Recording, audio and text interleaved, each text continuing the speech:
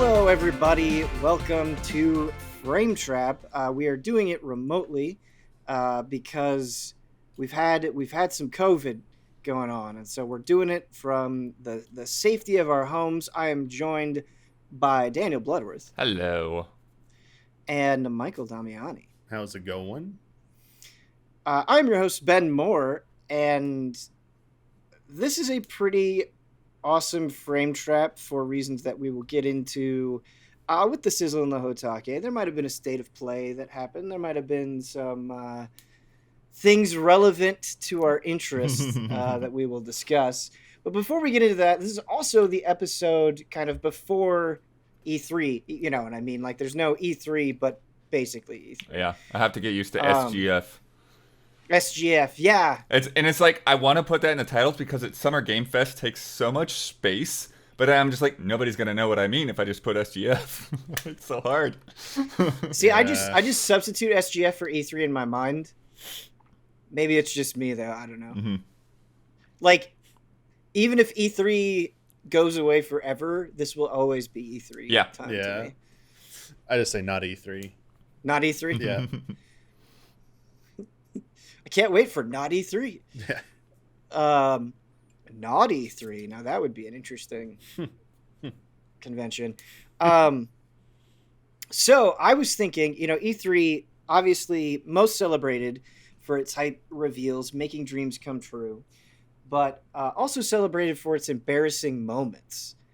So my question to you, kind of a big one at the gate, who will have the most embarrassing E3 moment? This cat. Mm-hmm.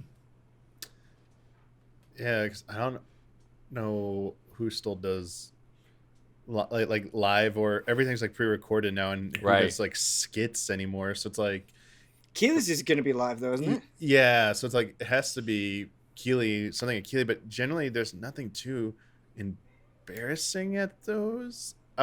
Square Enix was pretty embarrassing last year. Yeah, but they have nothing on the calendar yet. Right. So yeah, I mean, you could interpret embarrassing as disappointing. You could interpret it. Well, then that would go for me right now. That'd go to Sonic Generations, or sorry, Sonic Frontiers. Okay. Right now. Okay. They're kind of running away with it for me right now. So. Really? Okay. I haven't watched more beyond the teaser, so it was that disappointing, huh? Yes, to me it was. Okay. What made it so disappointing? It just looked like it was a tech demo, a game pitch. Like it was a game pitch to me. That's kind of how the teaser looked. Yeah. And Hubert tried valiantly to defend it on the podcast this past week. And people like that he was so into it. So, I mean, clearly there are people who are giving it, are optimistic and giving it the benefit of the doubt that it's still got some time to go. But to me, it looked in absolutely no way, shape, or form ready to come out this year. Yeah, I mean, so far, Sonic feels like if you're going to have something that's, labeled embarrassing, like that would be the thing, right? Because they had like a gameplay demo that had no enemies, and then they had a gameplay demo that had like a couple of enemies. And the one thing I will say is with the second demo, they had kind of like this Shadow of the Colossus style thing, and like to me that's got potential. Like, okay, that thing could be cool. But some of the other enemies, it was just like you're fighting this thing way too long. It's like fighting a Souls boss, and like I just need Sonic to like hit things and keep going, And I don't know if that stuff is in the game, we just haven't seen it, or what. Yeah, I feel like something kind of quintessential to Sonic is the quick pop of enemies. Yeah. Very interesting. Okay, I honestly completely forgot about Sonic Frontiers, so I need to watch this because I am very interested. I'm curious, what was Huber's defense on the podcast? He thought it showed off enough that it looked promising. Okay. And he also said it's like early showing as well, so that they're just selectively showing certain things. Right. And I don't know. Like it was saying, like, because they're going with like open world design, it's like it's a challenge and stuff. But at the same time, I don't know.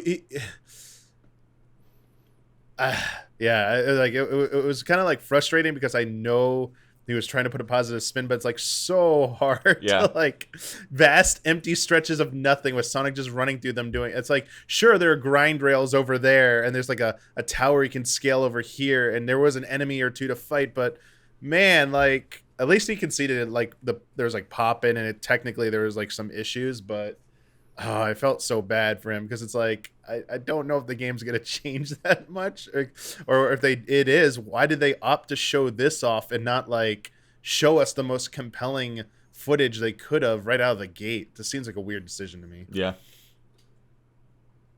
Interesting. Yeah, I mean, it feels harsh, Ben, and maybe you'll understand when you see it, but it really feels like somebody like, got, just like a, kind of a generalized like JRPG open world map, and then just got like, like level editing tools like you'd get in Little Big Planet or something, and just started dropping stuff just wherever. It didn't feel like there was a lot of design, like confluence between where things were and where the world was. Yeah. Watching the teaser, I said it looks like they just took like the most basic assets from PSO2 and dropped them into Sonic. And considering, the past history of Sonic games, it being underwhelming, I don't think is like all that surprising. Yeah. I thought Forces was pretty underwhelming, but usually you get the underwhelming part after you've seen it. Like usually they show us like the one really good level, right? And then you get to the full game. Yeah. It's like, oh, that was it. That was the only really good level. Yeah. Right. That's a good point. So like it being this underwhelming right now is a little bit concerning. I mean, of course we're gonna have to get our hands on everything. Yeah. But yeah. Man, in terms of like most embarrassing moment at E3, I don't know. I kind of get what you mean, Damiani, where like, because man, if Bethesda was holding a normal conference, I would say Bethesda, because like those random screams are just like really awkward. Oh god. Yes, but they have the potential. Still be Bethesda? They could still do something. Yep, you know, they still could. Because pre-recorded doesn't necessarily mean they won't have an audience. Yeah, that is very true. Man, that screaming fan, and it's like I don't think that was fake either. Honestly, but that's the thing is like I don't think it was fake, but I think that like a lot of that is they would put their employees in the front, and so you would get people scream when their name is or their game is named, that kind of thing. Yeah, it's so weird because like they're just trying to like show support for the game, and that's cool. That's obviously cool, but the way in which it's done, it makes it feel like lesser, like it makes it feel like bad or something, just because it's like called out in such a weird way. I don't know. It's very strange in the moment, but yeah, we've had that for a long time. That's happened like 2 or 3, 4 years in a row, something like that. I don't know. Curious what Devolver is going to do this year. I mean, did you watch that teaser? I did. No, I didn't. I did. So at least the way because the teaser itself is like a mini episode of the Devolver conference. Nice. And so they're saying like the most like valuable part of the whole event is the countdown leading up to the event. That's funny. So we may just like have a giant countdown on screen at the whole time, and then maybe throw a trailer in here or there at the end. Yeah, Ben, you really need to watch it for that video for the end, because the end is made for like you, Ben. Yeah, it's Ben has to see specifically this for video. Ben Moore. This is true. It's 100% for Ben Moore. What does that mean? Like, I don't want to say anything else because it's already a spoiler. Yeah. Okay. What does that mean? Okay, now I'm really curious. All right, but let's get into the games. I'm actually gonna go first. All right. Because it's a bit of a downer, so we might as well get it out of the way. But it's a downer. Mine's a downer too, just as a heads up. It's a weird downer. It's like a downer with caveats. So I'm gonna talk about Diablo Immortal. Oh, cool. Which I've put a little bit of time into. Not too much. I think I'm like 25. Ben, did you catch the bet results? No, but I saw like on the App Store it was like rated very highly. Yeah, because you had bet like the difference between 5s and 1s would be like 150. Yeah, and it was like 158,000 or something like that. Yeah, but I was the only one that bet more positive than negative, right? No, I think we were split on that. I think 2 people bet more 5, and 2 people bet Mm, more 1s. But yeah, I was the only one that bet in the thousands. nice. Um, so checking out Diablo Immortal, and the way to talk about this game is it the best way. It really is just Diablo on your phone.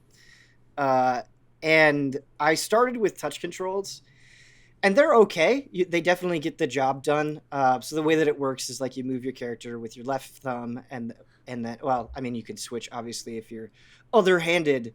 I would assume, but then on the right hand side you have your primary attack. You know, the thing that you're just constantly going to be blasting, and then you have your skills. So playing a necromancer, you know, you tap your wide scythe sweep, you generate some corpses, you explode those corpses with another skill, uh, and so on and so forth. And it controls fairly well, but I really started having a good time when I hooked up this guy Yeah.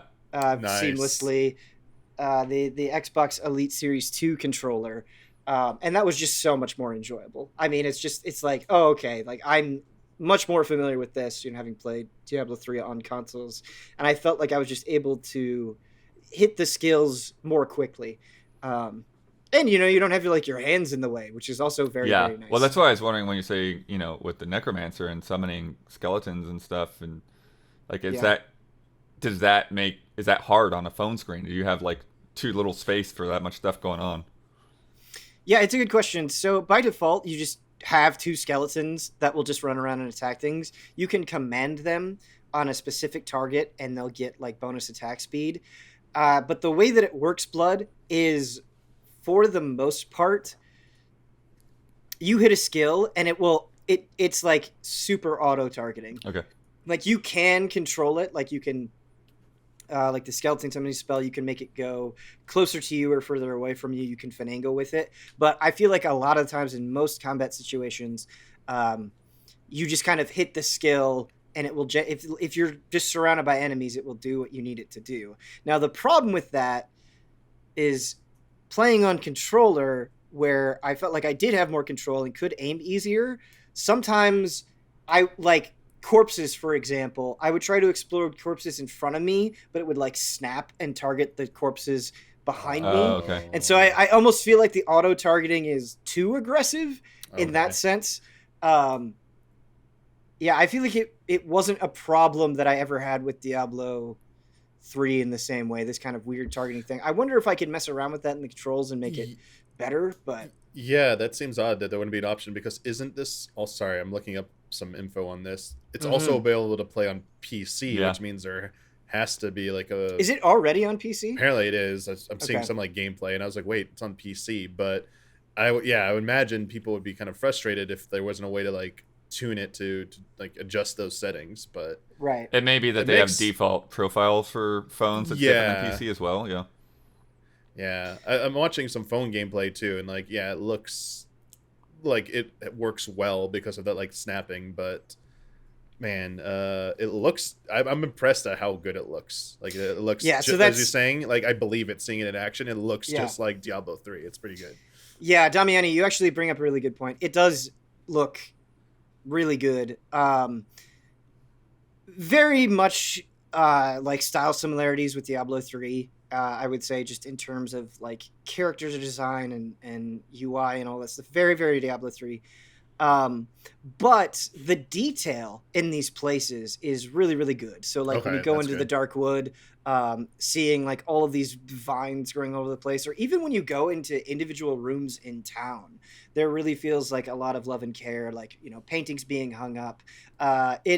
It does not, like, you know, mobile games sometimes can feel cheap in a variety of ways, for lack of a better word. And this certainly has quite a bit of production value into it, which is nice. Um, you've got a good number of classes. I was very happy that Necromancer is in there. You can pick both genders for either class. You can customize the character a little bit. All that stuff is great. Um, and I was surprised that how much story there is. Uh, really a lot more than I was expecting. And it's not that complicated, right? Stop the demons from wielding incredible power. But I think what's cool is how it incorporates characters from Diablo 2 into the story. Mm. It makes them relevant to what's going on. I enjoyed that aspect of it. And yeah, it's presented pretty well. The other thing that I would say that I really like, and this will turn this into the negative, because right now, as I'm just kind of going through the story, everything is fine and you progress pretty well. Like, you get new gear regularly. It introduces you to features very quickly, where it's like, okay, here's a rift, all right, here's how you upgrade gear, all right, here's gems. Like, it's doing everything in a pretty good clip, and I haven't spent any money on the game. There is a battle pass that it reveals to you pretty quickly, and you can get a premium. You can get 2 premium versions of the battle pass. There's just like the premium, which is $5, I think, and then 15 you can get a collector's edition battle pass where you jump up 14 levels and you get some extra stuff. So there's that, which is not unexpected, but everyone is mad at Diablo Immortal. And this isn't something that I can personally comment on because I'm not at that end game gear grind yet, but I feel like it's not only a cloud hanging over the game, but it's like making me be like, do I want to keep playing this? Or like, do I want to keep playing this until in-game and then immediately drop it? So I want to read you why everyone is upset, okay? Mm-hmm. And this is coming from IGN. So players have taken to Reddit and Twitter to raise concerns of the game, and legendary gems are at the center of the microtransaction controversy. These are essentially powerful upgrades ranked 1 to 5 stars that player unlock completing Elder Rift dungeons with added legendary crest modifiers. The best rated legendary gems can only be found by cracking open legendary crests. The problem is only 3 legendary crests are available each month unless players spend money, and they essentially act like randomized loot boxes. According to Forbes, players only have a 0.05% chance of getting a 5-star gem for each legendary crest used. The most efficient way to gain legendary gems is also very expensive. You need to spend $100 on the game's premium currency, which can't be earned under any circumstance except spending cash, which would net players 45 legendary crests, making each one about $2.20. There's apparently a failsafe feature that guarantees 1 legendary gem when the player buys 50 legendary quests, but Twitch streamer Quinn69 spent close to $3,000 without seeing a single 5-star gem. Oh, wow. It keeps going. Other microtransactions are peppered into in-game content as well, too, such as $15 such as a $15 purchase being currently the only way to take legendary gems to their maximum potential, known as the awakening level. Players don't need to spend money to enjoy most of the game, though it will ask you to repeatedly. However, to maximize a character in the in-game will seemingly cost either a lot of money or a lot of time and luck, leading many to brand the game as pay to win after a certain point. As noted in IGN's review in progress, the earlier hours of the game can seemingly be played with consistent and active progression. However, players report coming up against a wall at around 35, requiring more grinding to get to the maximum level of 60. After that point, in order to get the best gear possible, a common goal, in-game goal for Diablo players, the microtransaction pressure seemingly really kicks in. So there's a little bit more after that, but I think that conveys part of the problem. And I think what's super insidious about this is it seems to really only kick into high gear after you're already invested in your character, right? And you've put significant time in them and you really want to push them to the maximum level. And I obviously, with like a free-to-play phone game, there is of course going to be microtransactions. There's going to be a way to speed things up or get there faster, or to give yourself some sort of time advantage like that. But I think what's really surprising to me is having it be such a hard wall where it seems like you pretty much have to spend money. And I feel like there are other games out there that you can look to for examples. There just has to be a healthier way to do this. And I don't understand, like, how Blizzard could possibly think there wouldn't be a backlash to this. Yeah, I have one quick question in that, and I'm sorry if you didn't look this up, so I just want to make sure we get this clear, because this kind of came in play when I was complaining on social media a few weeks ago about the Ni no Kuni MMORPG, which has NFT and cryptocurrency as like its longevity thing that they're going for, but like Level 5 just licensed a game, another Netmarble or someone's developing it. Is NetEase the company developing and handling this game, or is do you have any idea about that? Yeah, or no, definitely. I believe like, Diablo Immortal is a co-op development between NetEase and Blizzard. Like, obviously Blizzard gets a lot of shit thrown at them rightfully. I just want to make sure that, I mean, I guess they had to approve this and say yes to this like partnership, but this feels like it's kind of the same thing NetEase has done with their other mobile games, so it seems like it was kind of expected. Doesn't make it any less scummy. I just want to, raise awareness that like it's another company that's also involved. Sure. But back to your point, man, like this, I just don't understand how Blizzard could not have seen this backlash coming, regardless of who's responsible for this. Right. And I like how many great games they have under their belt. The progression is the key thing that people enjoy, and like end game stuff, and like that type of end game progression, and to tie that so strictly to the in-game purchases and restricting people who just want to like play the game normally. I don't understand how they got this so wrong, because how positive you were speaking, Ben, when Blood revealed the bet results, I'm like, dude, this game is pretty good. Then when I went home that night, I started to see the reports of like, the pay to win stuff has come out. Here's how bad it is. I'm like, what a 180 that was. And like, I'm just in shock. And like, there absolutely exist ways to do this better, like a better balance to do this. And I don't understand why they went so extreme in this direction. Like it seems egregious. There's like layers of bafflement here, right? It's Diablo Immortal was already facing an uphill battle after that disastrous BlizzCon appearance. Yeah.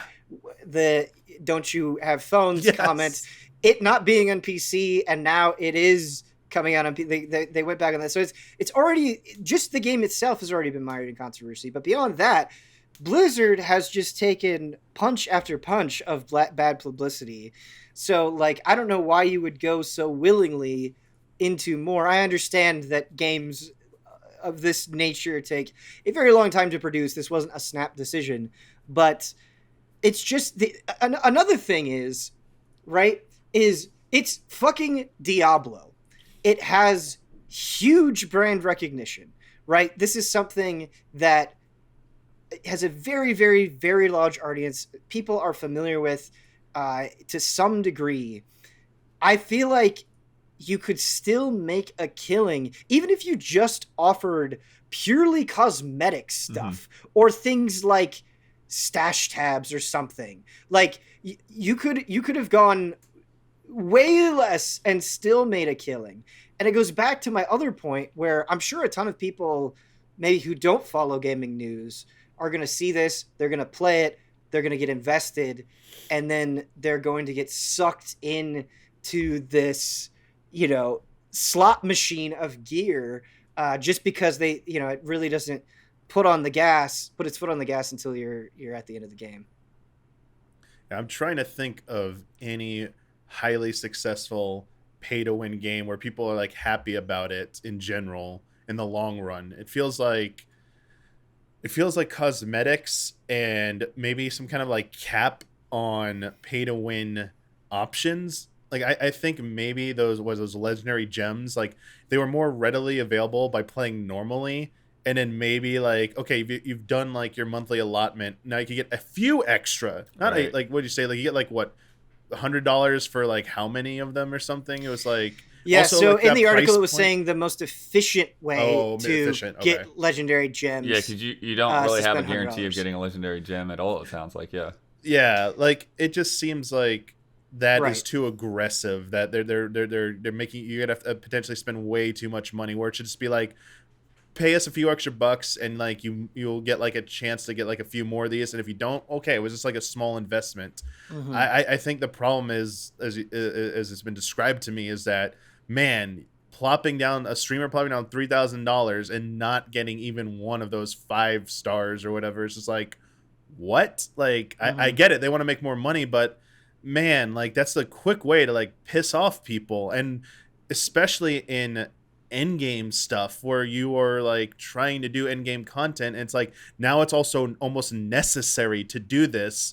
It Right. feels scummy. Like they just need to find a way to make it more enticing to play normally for people, like give increase those rates, increase the availability of stuff without having to pay any money, and like Mm-hmm. close that gap a little bit. That's like the first thing I feel like they need to do, because that gap is so wide that like people are just gonna bail on this. Like, yeah. Yeah. I mean, I wonder if that's all part of the plan, though, because there are other games that have faced criticism over microtransactions, such as Lost Ark. But I Mm. wonder, I wonder if that's like all part of the plan, where it's like, okay, we're gonna monetize aggressively. Oh, okay. There's gonna be a big backlash. We're gonna lose a huge chunk of players, but it doesn't matter because the people that we hold on to are, we hold on to enough whales, and Mhm. like the gaming world will move on pretty quickly. Like, in a month from now, will they secretly just win quietly? Will this just go Right. away? Well, one of the things Like, I wonder too, yeah. Ben, is like, and I know it's hard because you haven't got to end game stuff either. It's like, Yeah. is it just how much of this is just a matter of like FOMO, right? Where it's like your character is fine, you can still play the game fine and progress, but because like it could be that that much better, you could have somebody that just like annihilates, if you get these gems, but you don't really need Yeah. them, but they're out there, so you want them, kind of thing. Yeah, but I just feel like on a psychological level, in such a loot based driven Mm-hmm. game, like the FOMO is part of the experience. Like the FOMO would be there even without microtransactions. Right. Yeah, I feel like gear progression is all about like gear constantly gets made redundant, irrelevant as updates come to these types of games. So like you want to be there, you want to be getting this gear. So compounding it with this as well just seems like it's just too high of a threshold for people to deal with. This seems like this might fly Reminds for me of the people. auction house. Right. That was actually another thing I was going to bring up. But Actually, is yes. they already went through this with Diablo Yes. 3 as well. Yeah. Well, not this specifically, but Yeah. I think kind of backlash. I think you're so right though, Ben. Like that's a strategy, because the go aggressive and then either backpedal, or you caught enough people at that first net that you're like, yeah, we'll be fine. I mean, didn't like Sony kind of just do that with the, not even like this type of stuff, but like their premium plus, like the stacking memberships? There was the reports coming from like the early thing that like in Asia that like that really does feel like a bug. That really does feel like that was just something that they didn't anticipate with whatever and then the they systems are put set it up. out. Yeah. But the point I'm trying to get here is optics. Yeah. Optics. Even if that was true, people still believe that they were that they were taken advantage of.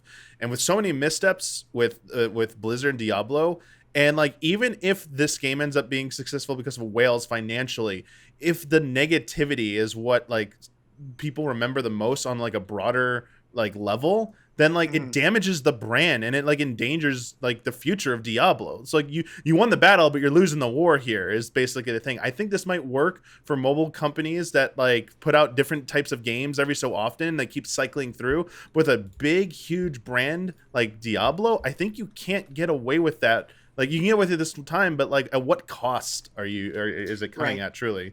Right. Yeah, there's it's such a large and complicated question, because there are so many games I feel like that monetize aggressively in one way or another, and there are it's to varying degrees, but I wonder if it's like they're just brute forcing it to a point now where we'll just you just get used to it, or you just like, right, because this it's is like just right the now way it's games still at are like now. 3.9 stars with 393,000 reviews, right? So like Yeah. the general broader audience is just going to see all those 5 stars sitting there, and Right. 246,000 5 stars, and like, yeah, it's like I don't care, you know. But Damiani, you're right. Long term, it's really interesting because like I kind of feel like, I want to get sucked into an ARPG. I want to get addicted to it. I find those games really fun and really enjoyable. But it's like, do I want to put up with this bullshit? Like, it's like, is this just making me more excited for Path of Exile 2? Because like when I talked about Path of Exile on Frame Trap, that's the way I want optional transactions to feel. And not everybody's going to agree with me on this, and that's okay. But I spent $60 on optional, purely cosmetic stuff in Path of Exile because I was like, holy shit, I've been loving this. I've been enjoying the hell out of this game. I want to spend some money. It wasn't, damn, I feel like I have to spend some money to get more powerful or to move on or like, any of that stuff. It was like I was coming at it because I was enjoying it so much.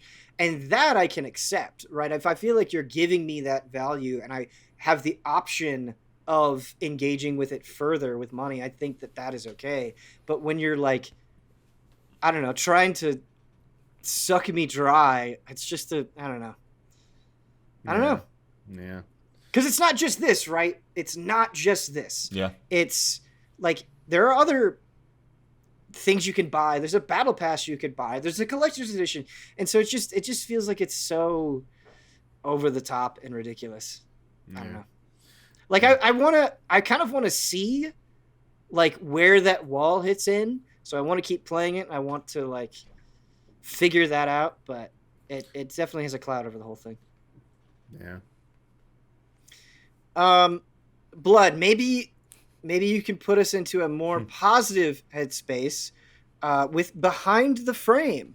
Yeah, this is one I've been meaning to get on for a little bit. It just, I've been waiting for that last minute frame trap call that we had. And we saw this during last summer's showcases, and it kind of has like, kind of gave everyone those sort of Ghibli vibes because there's, some really like hand-drawn animation there. And that's gorgeous. And you just kind of like, you see this, this woman's studio, and there's like this interactive painting element. And the team itself is actually in Taiwan. And one thing that I love though is like, I really still didn't know what the game was about, and I kind of love going into these indie games like that and just kind of like taking it for whatever it is. And it ended up being like an hour and a half, really quick. Somewhere in the vein of like a point and click adventure / like puzzle game with the but at the same time like not super puzzly. Like it's some of the things almost solve themselves.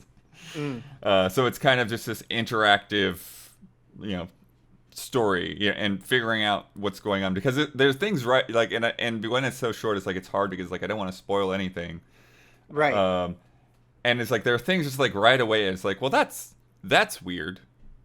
You're just looking around the room and you're like, that's strange, and that detail doesn't seem to make sense. But it starts you off with this just kind of this rhythm of like daily life, and it gives you that just that comforting sense of everything, where it's like, okay, there's your to-do list before you start your day. Okay, I need to make breakfast, and so then you go over to the kitchen and you like drag an egg over to the frying pan, and you like drag some bread into the toaster, and have your breakfast, and then like you make coffee, and you go over to the laptop to submit a resume, and it's kind of cool because it's like you can just like tap whatever on the keyboard, and like just whole words will pop out for every key that you press. Nice. And then every once in a while you go over and you start painting. But where things start to get a little weird is there'll be like these puzzles that involve some of the paintings that are already up on your walls. And then like you solve a puzzle, and then you get another color of paint. And so it's like sort of like it just like pops out of this little like box that comes out of the frame, and so that's sort of like your progression marker is like the more colors of paint that you get, the more you can complete the main painting that you're working on. And so you just kind of go day by day, and there's like interactions with your neighbor and with his cat, and things that happen there, and then eventually, you know, it goes into, yeah, you start to like unravel like, okay, what's actually going on here, because you know, as the title suggests, behind the frame, it's like there's a story here that is not quite telling you at first. So, you know, we always talk about like celebrating shorter games, and like, you know, feel like sometimes games are too long, or we're just overwhelmed.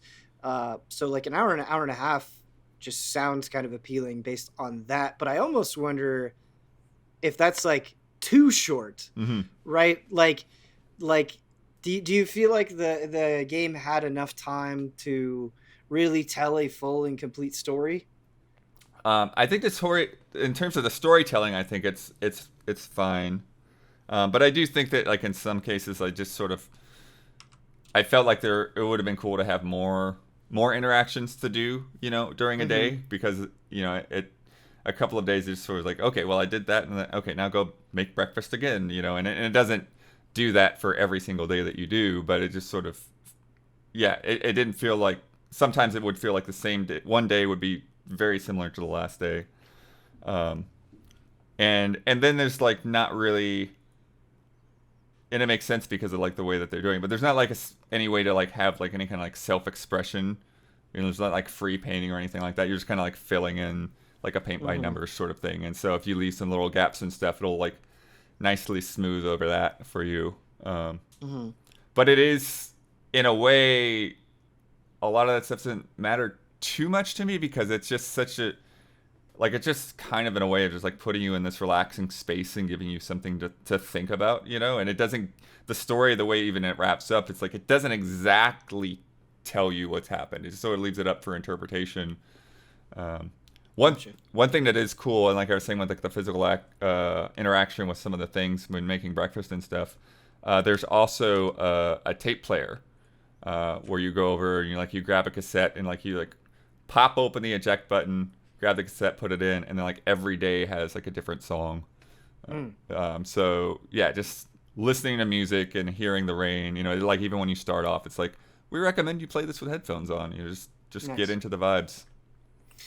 Just quickly looking it up on Steam, not only is there a free demo, which is nice, but it's 30% off. So normally it's $13, $12.99, and it's down to $9.09. So it is nice. Pretty cheap. Is there DLC as well for it? Because I was looking up some stuff and it says DLC might just be the soundtrack or something. I don't know. There's a soundtrack and a couple of art books. Jack DLC. There's like a link below. You click and it says Jack on the main menu. I don't know if that showed up for you. Below. Cause I didn't see that in my playthrough, but let me take a look. But behind the logo on the title screen, below it, there's Jack. I mean, the right, because it has new game, select chapter, all that. This person labels it as DLC, and I'm assuming that's the cat, because I'm very intrigued by this now, because it looks like the cat got him. Yeah, it's now very cat focused all of a sudden. So it says a new chapper out now in the title, so it could be interesting. I played it on Epic, and I don't see any DLC on the Epic store, so Switch, that's funny. Maybe I don't know if it's like came out on Switch first, the DLC, but this game just looks cozy. Yeah, and it's funny, like you said, about an hour and a half for you, Blood, perusing these videos, just someone who's like full gameplay walkthrough, 45 minutes, no commentary. I'm like, so it's like your mileage may vary. Someone did it like half the time as you, but I think there's value. I definitely think like there's value in having shorter games, even this short of a game. I do think though that you pointing out the price though, Ben, I don't always like to dive into price stuff, but something as short as this, you know, unless it's like doing something very obvious that like I think would warrant a price bump in the average person's eyes, this probably shouldn't be a full priced game, honestly, from what I'm seeing. But man, like I wonder if so like Blood, I see stuff where like you're tracing over or like sketching over books. Like that's a pretty cool mechanic. is it like automatically doing that by holding down a button, or do you actually like On PC, you just like hold the mouse. Look, you click okay, I the don't know mouse if like and scrape over. I'm Yeah. curious on Switch if you like touch the screen at all Oh. or not. That That's would a good work. question. Yeah. That is a good question. But you bring up this game, I forgot about it since it's reveal all the way back. I am definitely like wrote down like please try and check this out because it just looks fantastic Yeah. visually. Like Yeah, I think that's the main thing. It's just like it looks so good that it and so like just the audio visual nature, just like immersing yourself in that. Because even the first time that like I looked around the apartment and just like how well that they make that artwork, in a space that you can kind of explore a little bit is nice. You mentioned the puzzles being pretty easy, or like some of them almost solving themselves. Do you like, obviously, as you're saying, like it's more of a vibe thing, and it's more about like the kind of calm, comforting nature of it. But do you wish the puzzles were a little bit more difficult, or are you fine with how they're presented? Yeah, I think maybe just more of them would probably, would be fine, because I think the ones that are towards the end of the game, probably make or they're probably in the right ballpark. Where some of the earlier ones, it's just like, okay, look at this picture and copy it, sort of thing. Do you feel like, and it may just not be a character-driven game, but do you feel like you get to learn a lot about the few characters that you're interacting with? Yeah, it's Like, absolutely a character-driven game. Yeah, Okay. 100%. It's like, yeah, who Oh. are you, and what do what is your goal? What are you doing, essentially? Yeah. Sorry if you said this already, but is there voice work in this, or is it all just dialogue? Very Or minimal. Like text? it's almost like an very old school classic cartoon where like sometimes when dialogue will pop up, they'll put like a black screen with white letters for whatever the person says. Okay. But there'll be like some brief like kind of like exclamation here and there for voice work. Damiani, Yo. you alluded to this before I talked about Diablo Immortal, Yeah. but I'm assuming you don't like Kao the Kangaroo very much. Or is it So, KO? Because it's the K- press it's K- release. it's- Yeah. It's K. So it's Okay, KO. that makes sense, It's like because he's KO, got- yeah, because he's got the boxing gloves and his punching, and it's a kangaroo. That makes sense. I mean, it's a revival of an older 3D platforming franchise that had 3 normal entries and like a brawler There were spin-off at some point. 3? Whoa. there were other Okay, KO the Kangaroo so games. Here, let me list some for you. So there was KO the Kangaroo, which originally came out in 2000 on Dreamcast and with PC, and then there was a weird Game Boy Advance version that didn't look anything like it. It was a different I've version. never heard of Okay, it. I There might was have known KO about the Game Boy Advance and just forgot about KO it. the Kangaroo Round 2, which came out on virtually everything in 2005. It came to PC first in 2003. 2003, and it came to consoles in 2005. Wow. GameCube, PS2, Xbox. This It's art, also dude. on Steam. This is what the re-release of this on Steam is what kickstarted the campaign to bring this series back, I guess. I'd never really heard of this before. By the way, the third one was Mystery of the Volcano. And it's only on PC. It also came out in 2005. And then the spinoff is called KO Challengers. It's for PlayStation Portable. It's an action adventure. I think it's more, it might be like a beat 'em up, but yeah, that's, I don't really remember anything about these games. I don't remember seeing or hearing about them. I feel so bad. No, I don't Yeah. know. But this is KO the Kangaroo, the reboot. It's on pretty much everything. It is a 3D action platformer. And it's like, It has a good look to it. it's kind of a mix of like that like the 3D like ukulele meets like Crash Bandicoot a little bit, not in design. The issue is here, it is a very much like a throwback to the PS2 era of 3D platformers, 3D action adventure games, 3D platformer action adventure games like that. The game needs a little bit more polish. I see. It's not quite as bad. Originally, when Brad was scheduled to be on here with me, I was going to bring up Ari and the Seasons, whatever game, Oh my. because that seemed like it had potential at first. I was actually interested and did the preview, And then I was like, oh boy, this game is very early. Wait, it's coming out this year? Yikes. And then Brad reviewed it and it was like, it was kind of cool to play, but man, it was like rough. And this is probably a little bit more polished than that, but this is definitely clearly a passion project. So I feel bad talking negatively about it because it seems like this team is very passionate. It's the same studio that was behind the original games. I don't know if it's the same staff, but it's the same studio that has evolved. It's called a Tate Multimedia now. And it's clear they care about it, but man, the camera work, very like a lot of stuttering with the camera work a lot of times. There's like a lot of close in like camera like closed in environments at points. Like you go into like a house and they can't like it's just you can't see stuff. The voice work is really bad.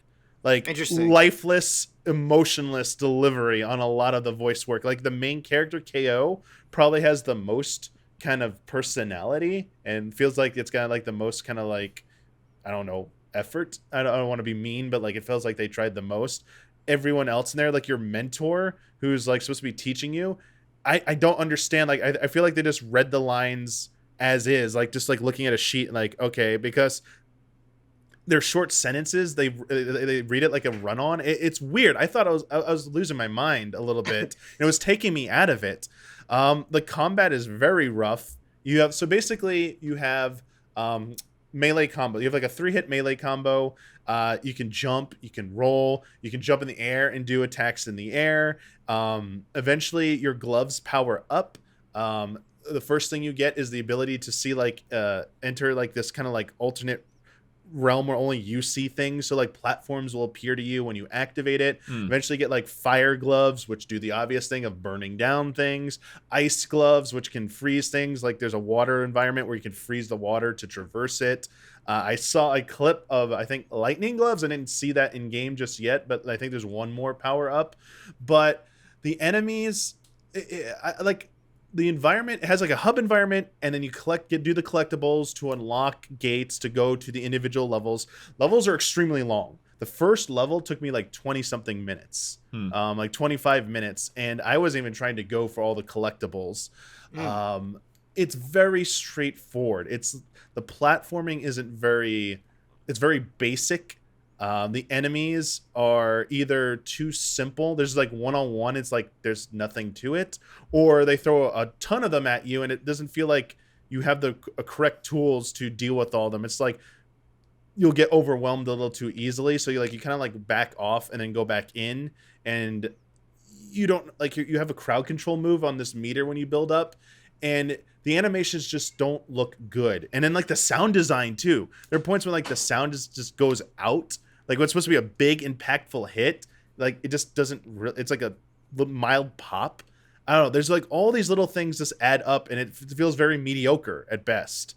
And I really wanted to like this game because when I saw the trailer for it and when I booted it up, I'm like, oh man, this feels like, a cool, like old school style, like PS2 era platformer. And I wish there were more of these. And I'm of the mindset that I would take a 7 or an 8 caliber of these and a great one because we just need more of these types of games. Yeah. It's funny because I feel like when I played through Yooka-Laylee, the original, I was pretty soft on it just because it felt like it was filling a void, as you said, where I totally agree. It's not even that like you need them to be great. You just kind of want more of these things. And it's kind of heartbreaking to hear because like some of the animation and stuff, I have the IGN review on in the background. Looks good. The colors are like everything kind of pops. The environments, which is nice. Are pretty. I like the environments. They do a good job with the environments and the levels themselves, how they look.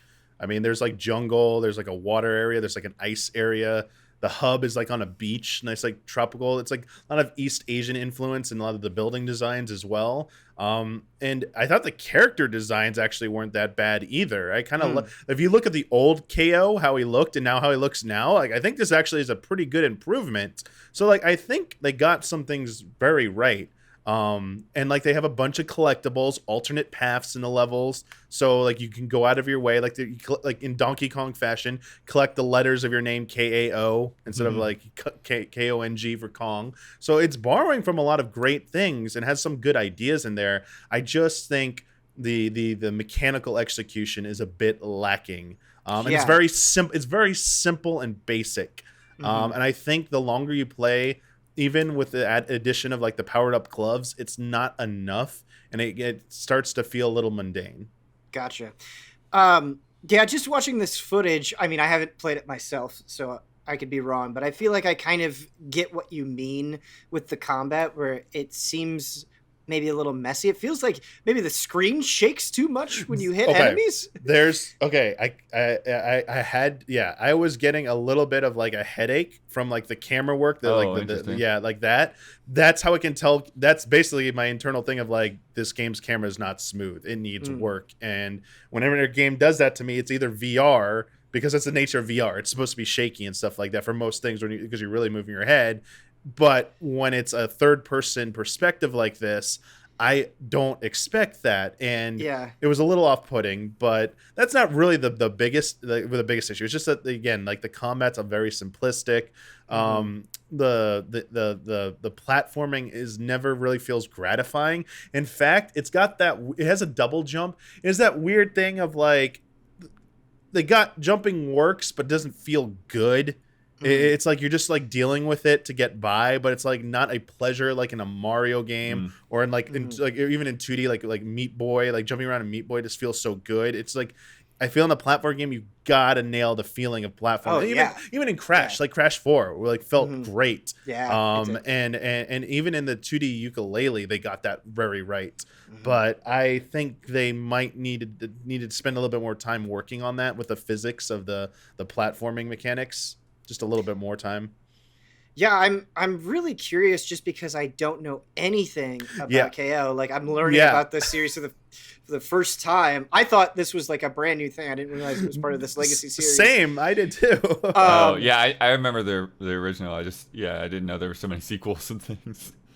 I wonder, like, I want to talk to somebody that, because I believe you, but I want to talk to somebody that's played all of the games. All of them. And like is a big fan.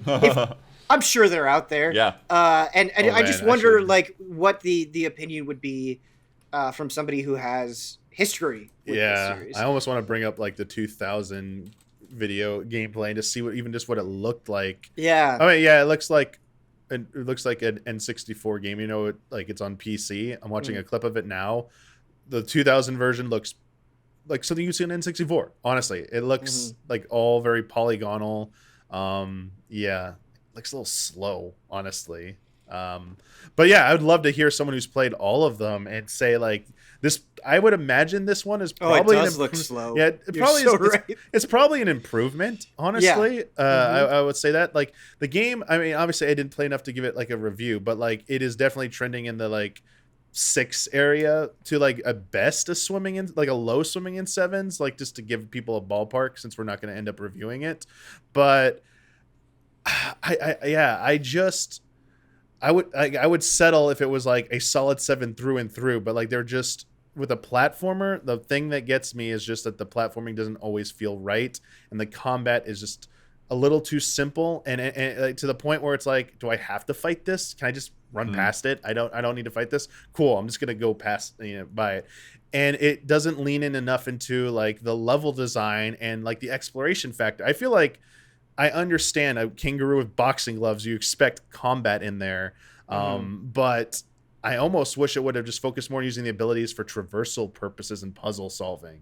Would have maybe been a better like fit for this type of game. Like it feels like that's more their strengths, or at least that's what everything I saw kind of led me to believe, that they might have been better to double down on that stuff instead of throwing in a bunch of like remedial battles. I don't know.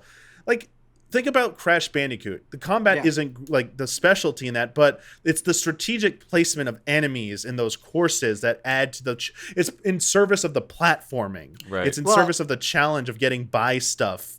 And for the most part, they don't really do that here. They have a few like enemies that swing at certain points that like do that, but every like in the early level, like the jungle level, they just have like these frogs. Like there's this part where there's this band, this frog band playing a song, and you interrupt their concert, which is kind of cool, the sequence of it. But then they all just like rush at you to fight you, and it's like it's just this circle environment, and like you could just go along the edges and ignore it and not fight it. And it's just like, why is there a big fight here? And the combat doesn't feel good. It's like, if this was a character action game, sure, this would feel great with refined combat, but less of this is basically what I was thinking when I came across those moments. Yeah, you bring up Crash, and I think something, and then there are other examples as well, but I feel like something that is Crash's strength is how relentlessly it's introducing new things to you. Like, even if you just focus on the original game, you'll have stages that change perspective. You'll have stages where you're riding animals, right? And so it just feels like you have boss stages, and so it just feels like there is a good bit of variety to what you're doing, even though your moveset, as you were saying, is pretty simple. What's interesting, you bring that up, and it's like, okay, kangaroo is not something you could see riding another thing, right?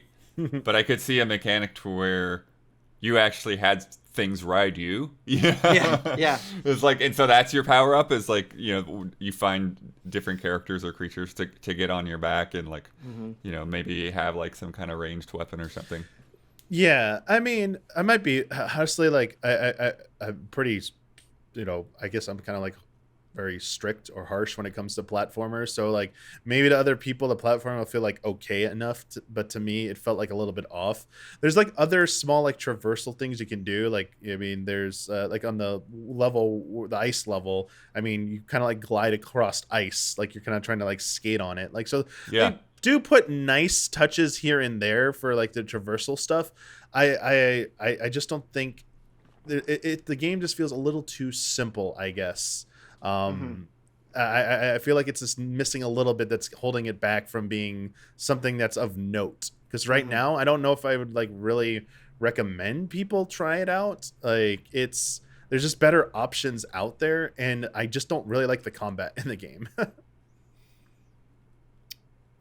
Looks like it's $30 on Steam, just FYI. Yeah, I didn't think it was full price. I thought it was probably at a discount, so maybe that's an easier pill to swallow for some people. And again, like when you get the other gloves, like your kits like have like fire power behind them as well, and there are like boss encounters, so where you gotta like dodge attacks, learn their patterns, but again, it's very simplistic stuff. It's nothing like there's the big like ape boss battle as well, which is, I mean, what you would expect. But I don't know. I think maybe later on there's like some stuff, because I didn't play too terribly far into the game.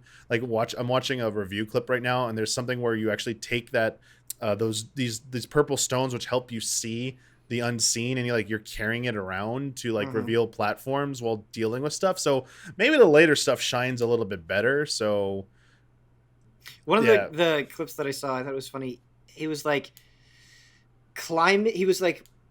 climbing across a fence with his ears. Yeah, that's, I'm just like, that just seems painful. Yeah, your ears holding up your entire body. That's because of the gloves. Because like I guess they were cool to think about that. Like, well, gloves can't grip on like that with boxing gloves. You're not gonna be able to do that. So, okay, we'll have your ears do that. It's like, yeah, all right. Yeah. Oh, that's funny. All right, let's transition into the sizzle. This is not going to be the only time we're going to be talking about Street Fighter, so this will be a bit of a warm-up. You do not have to stay within the series for this. Oh, okay. But if you could add 3 characters to Street Fighter 6, who would they be? Oh, wow. Okay. Well, do we need to have the leaked I have also seen the leaked stuff. I have not seen it. I don't want to spoil it for anybody, so I don't want to get into the leaks. Okay. But yeah, I have seen the leaks. I was going to ask if it's characters that are not leaked. So like I have to pick different ones, because I won't say anything more. So okay. Yeah, so then going by that, I mean, because we only have 4 characters that are revealed right now. 2 classics, 2 veterans, 2 originals, like Jamie and Luke. Luke was in Street Fighter V, but sort of like a newer character. They were building him up for 6. Yeah. All right. I mean, it's kind of interesting with the redesigns. I would definitely like to see. Obviously, I want to see like Ken, because I hope they get Ken right. Mm-hmm. Ken's like just like another face of the franchise, so like you would expect Ken to be in there and Can as a you fold to Ryu. So yeah, what? can you imagine Max's reaction if Ken like somehow wasn't in the game? Like he would just Yeah, he would lose his mind. cry. He Yeah, would yeah. absolutely cry.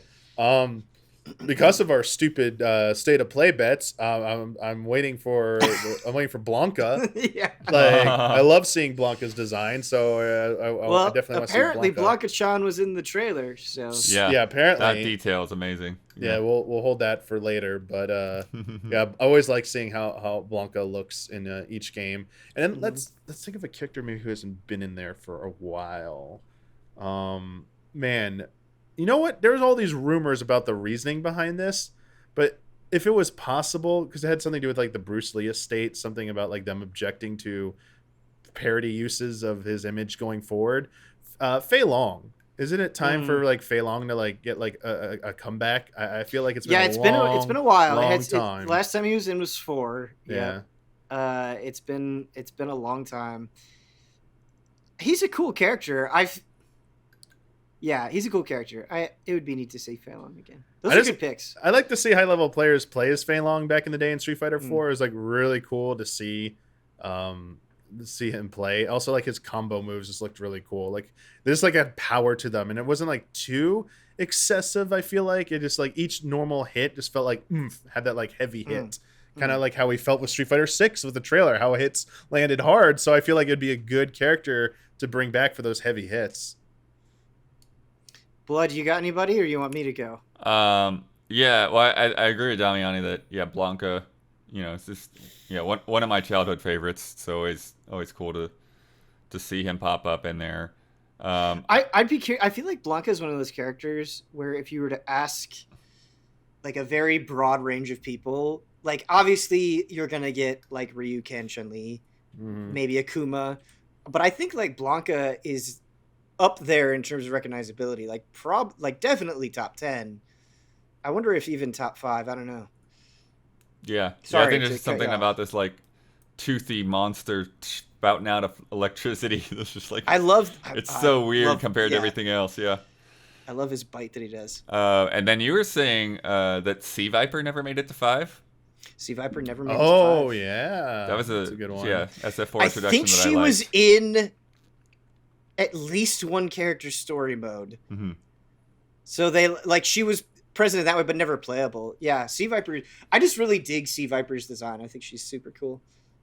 Good pick. And then, thinking about things that might work outside of the franchise, I was thinking Killer Instinct. I was thinking maybe Orchid join the fight.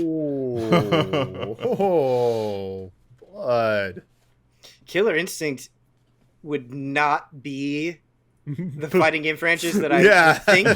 So that's I like that just because it's definitely not something that was on I my wouldn't think that like Fulgore would work because it just shoots people half the time, but I mean, Street Fighter characters can get pretty weird, but it definitely seems like this is more down to earth for sure. Okay, cool. Yeah, I like it. I feel like crossover characters are all the rage. I mean, crossover characters have been a thing for a long time, but I feel like they're especially popular right now. And Akuma was in Tekken 7, and that was pretty neat. And we never got Tekken Cross Street Fighter. So I would like to see Street Fighter return the favor and have a Tekken character in there. I think it could be a number of them. Obviously, but just any sort of Tekken representation I think would be cool. I would really like a King of Fighters character in there as well. I would actually like to see them both simultaneously. Have one like KOF is DLC and then Street Fighter's DLC. I think just a crossover collaboration like that would be fun. So that's two of those are crossover characters right now. Beyond that, though, I think it would be cool to see Makoto again, even though I'm not a Makoto player. and Dudley, just because Dudley has so much goddamn personality. Mm-hmm. Oh, And Dudley. I'm not a Dudley player either. I just think he's super, super cool. Dudley would probably be my pick for the last slot. I'm kind of curious which character who's been in Street Fighter has had the longest gap. Like who's I have no idea. Street Fighter 1, I would imagine. Oh, yeah, because Street like Fighter. Ryu and Ken are probably the main ones that came, and then everyone else will be left behind. Oh, I meant like the longest since their last appearance. Like, so who's due for a return because they haven't been in a Street Fighter game in a long time? That's what I'm asking. Yeah, there are. Is there someone in Street Fighter 1 that hasn't been in it since? Yeah. Well, I think he was in a game, but I think it's been a while since Eagle. Oh, here we go. Introducing. Oh, there's Retsu, Mike, and Lee, and Joe. Yeah, And when was the Eagle. last time? Okay, so Eagle was in Street Fighter 1 and Street Fighter Alpha 3, it looks like. In the GBA and PSP versions of Alpha 3. Yes. Oh man. And then in the Capcom versus SNK series, in SNK 2, he was playable. Heck yeah. But it's been a while. Yeah. Just you could give someone who hasn't like seen like the stage in a while, just to give them some love, to bring them back. Be a good time. Yeah, I mean, that was kind of the cool thing about Street Fighter V and the longevity that it had, is it feels like it covered different eras of Street Fighter pretty well eventually with all of its DLC. Oh, one little detail that was in that trailer, we had that statue from Mike Hagar. Oh yeah, Metro City. Bring in the pipe. Yeah, will he return again after being in the last two? Right, he was in 4 and 5, right? Hagar? No, Hagar was in MVC 3 and Infinite, but he hasn't been in Street Fighter proper. Oh, that was a mod that I saw. I believe that. I don't think Hagar's been in Street Fighter proper anyway. Oh man. All right. This sizzle is brought to you by some wonderful shout out to patrons. Of course, for this one, I thought, give me your best Street Fighter character. Blood, if you want to be Blanca, go for it. And so, yeah, after I read all of these names, we will do the shout out together.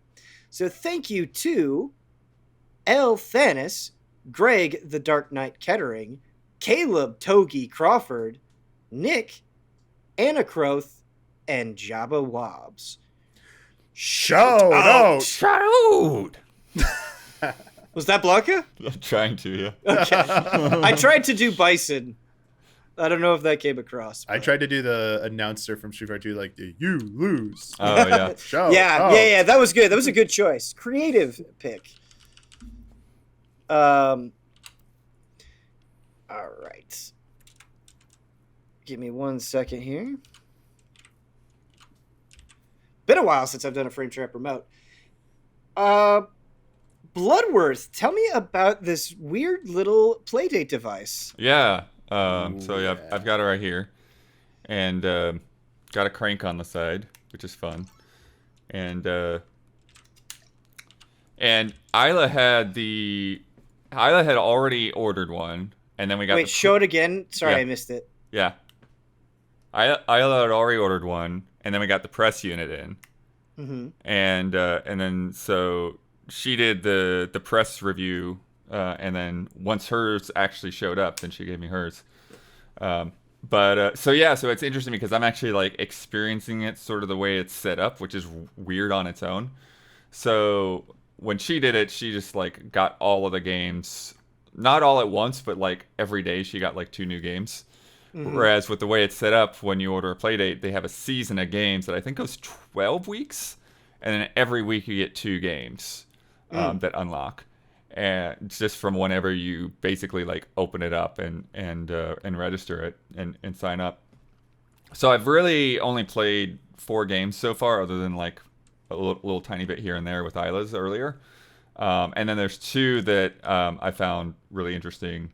And one of those is Casual Birder, and the other one is Kranken's. Is it, I always get it like Kranken's Time Adventure, I think is it's called. And it's all black and white. It's all kind of it's a reflective screen rather than a backlight. Mm. So that's an interesting thing, is because you have to have some kind of light in the room, and then the more light you have, the better it shows up. It looks so crisp and clear. Yeah. Yeah, it is very crisp and high res.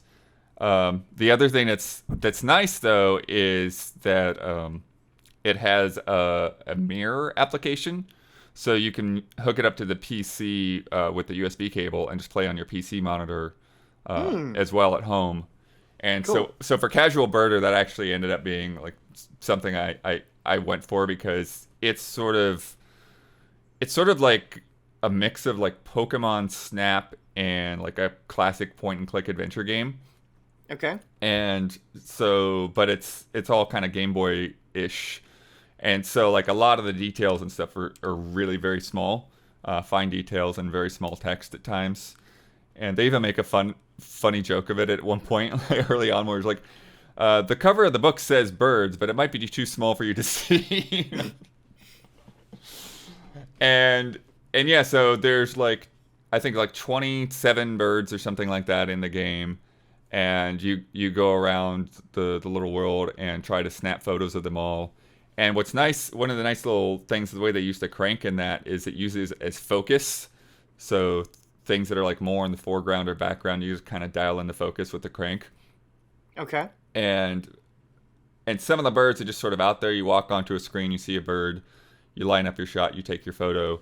But then a lot of the others, there's kind of more puzzle elements to it. You need to like either find an item, like you can find an acorn and throw it into a pond, and that'll lure a bird out.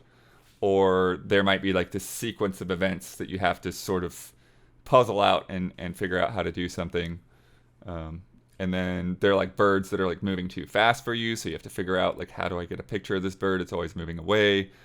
There's like kind of Pokemon style. There's like caves that you go into that you can't see anything, and so you need like a camera with like night vision essentially, to be able to see in the dark. And then once you can see in the dark, then you can find torches to light up, so it's not tedious every time you go through that cave. But yeah, and I don't remember how long it was, but it was a couple hours for me to get through it, and I really dug it. How comfortable is the Playdate to hold? Because it looks like the B and A buttons are a good deal apart from each other. Yeah, I actually think that might be good, so that you're not like really mashing them by accident. Sure. I think like covering with my thumb, like it doesn't feel like a problem. Gotcha. Since this is like, again, just kind of like walking around and clicking on things, that didn't really present any problems there. I'm not sure with something that might be a little bit more actiony, how that might work. So far, I haven't played any games that are like very action heavy. There's like a surfing game that's almost like a little toy, where you just like use the crank to like change the angle of your surfboard, and you're trying to do flips without wiping out. And then there is Boogie Loops, which is just, it's like a synthesizer. It's just total Ilabate right there. It's like doing the Mario Paint thing, where you put little icons on, and like it just keeps looping, and you create your little song. But then the other one, which I really like, but is also super hard, is Kranken's Time Adventure. And this has got design from Keita Takahashi, who did Katamari and Watam. Mm-hmm. And so you only play this game using the crank. And so you crank forward to move the character forward, and then you crank backwards. But it's like you're moving his timeline, but everything else kind of moves on its own. And so essentially, the setup of it is just totally hilarious weirdness, where Kranken has these dates with his girlfriend or whatever, but he likes to take naps. And so he always wakes up at this 3 sounds lovely. He always wakes up at 3 o'clock when he's supposed to be meeting his girlfriend for his date, and then he has to run to meet the girlfriend before it gets too late, right? And so, but when you're going through these levels, he'll stop to sniff flowers. If there's a table with a coffee cup on it, he'll sit down and then drink a cup of coffee. But all of these things are animation routines that you have to learn, because there are also things moving through the environment. And so if you get hit by anything, then you lose. So you're trying to get through these levels without getting hit. And so you're trying to find the exact right frames to like dodge these obstacles. So like if you like jump up to like a pull-up bar kind of thing, his body will expand and there'll be gaps in between the like his torso and thorax or whatever, and then like birds can fly through the gaps. And same thing with like when you're sitting on the table, it's like he'll actually get up on the table to cross over it. And so if something's going under the table, like a pig or something, then you're safe. So you're on top of the table. Gotcha. That sounds extremely difficult. It can be really simple and easy at times, and then other times it's like, okay, you've really got to like get down and like memorize like the whole sequence of events. And if like once you get it down, it's not too long to get through a level. But it's just really about learning what's going to pop up next. Like when the pigs come by, it's like, what is happening? And then they keep adding other elements. So like sometimes like there'll be levels that have stairs, and you don't really always. It's hard for me to judge like what direction he's gonna take when he's going on the stairs. So it's like he'll go up and then he'll go down and then he'll go that way, and like, okay, try to follow it. And then the speed is also another thing where it's like you might need to crank really fast and then like stop. And then go like but sometimes it can be like this, almost like a rhythm game, because it's like you'll move forward a couple of frames to dodge this thing and then move back, and then there'll be like a sequence of them that come left right, and so it's like, okay, forward back, and you're like just moving the exact right angles on the crank. And I like it a lot just because it's only using the crank. It's like really making like the use case for that and like why it's different than pressing buttons. Yeah. And they also added a sound effect to it in this game that's kind of like, it's like you're winding up like a real like physical crackling device that other games don't have. And so, yeah, it's not a game you can go through in one sitting for sure, because it will wear out your wrist. Yeah, that was actually my question is like, does that get tiresome or tedious? And, you know, cranking, like I could assume like cranking can be a pretty aggressive motion, and like, does it feel like it can take that? Does it feel flimsy at all? It definitely doesn't feel flimsy. Okay. And yeah, that's the thing that's surprising, is because there's a couple of levels, even sort of early on, where it's like, yeah, the solution to this level is just to like crank that thing as fast as you can, which is also really fun to watch, because it's, you know, this animation is very smooth, and so you just see him zipping through the level at high speeds. You know, it really is like watching something on fast forward. It looks pretty cool. I found like a gameplay clip actually of someone who managed to capture it, and like the going backwards animation forward, like the slowdowns like and speed up stuff, like it looks really cool. Yeah. From what you described, sound great, but seeing in action, like I'm seeing this pig thing now, and it's like, yeah, this is insane. Oh, so you could run back into their starting house to you can rewind the whole thing. This is really cool actually. Like seeing it in action, holy crap! And like your description.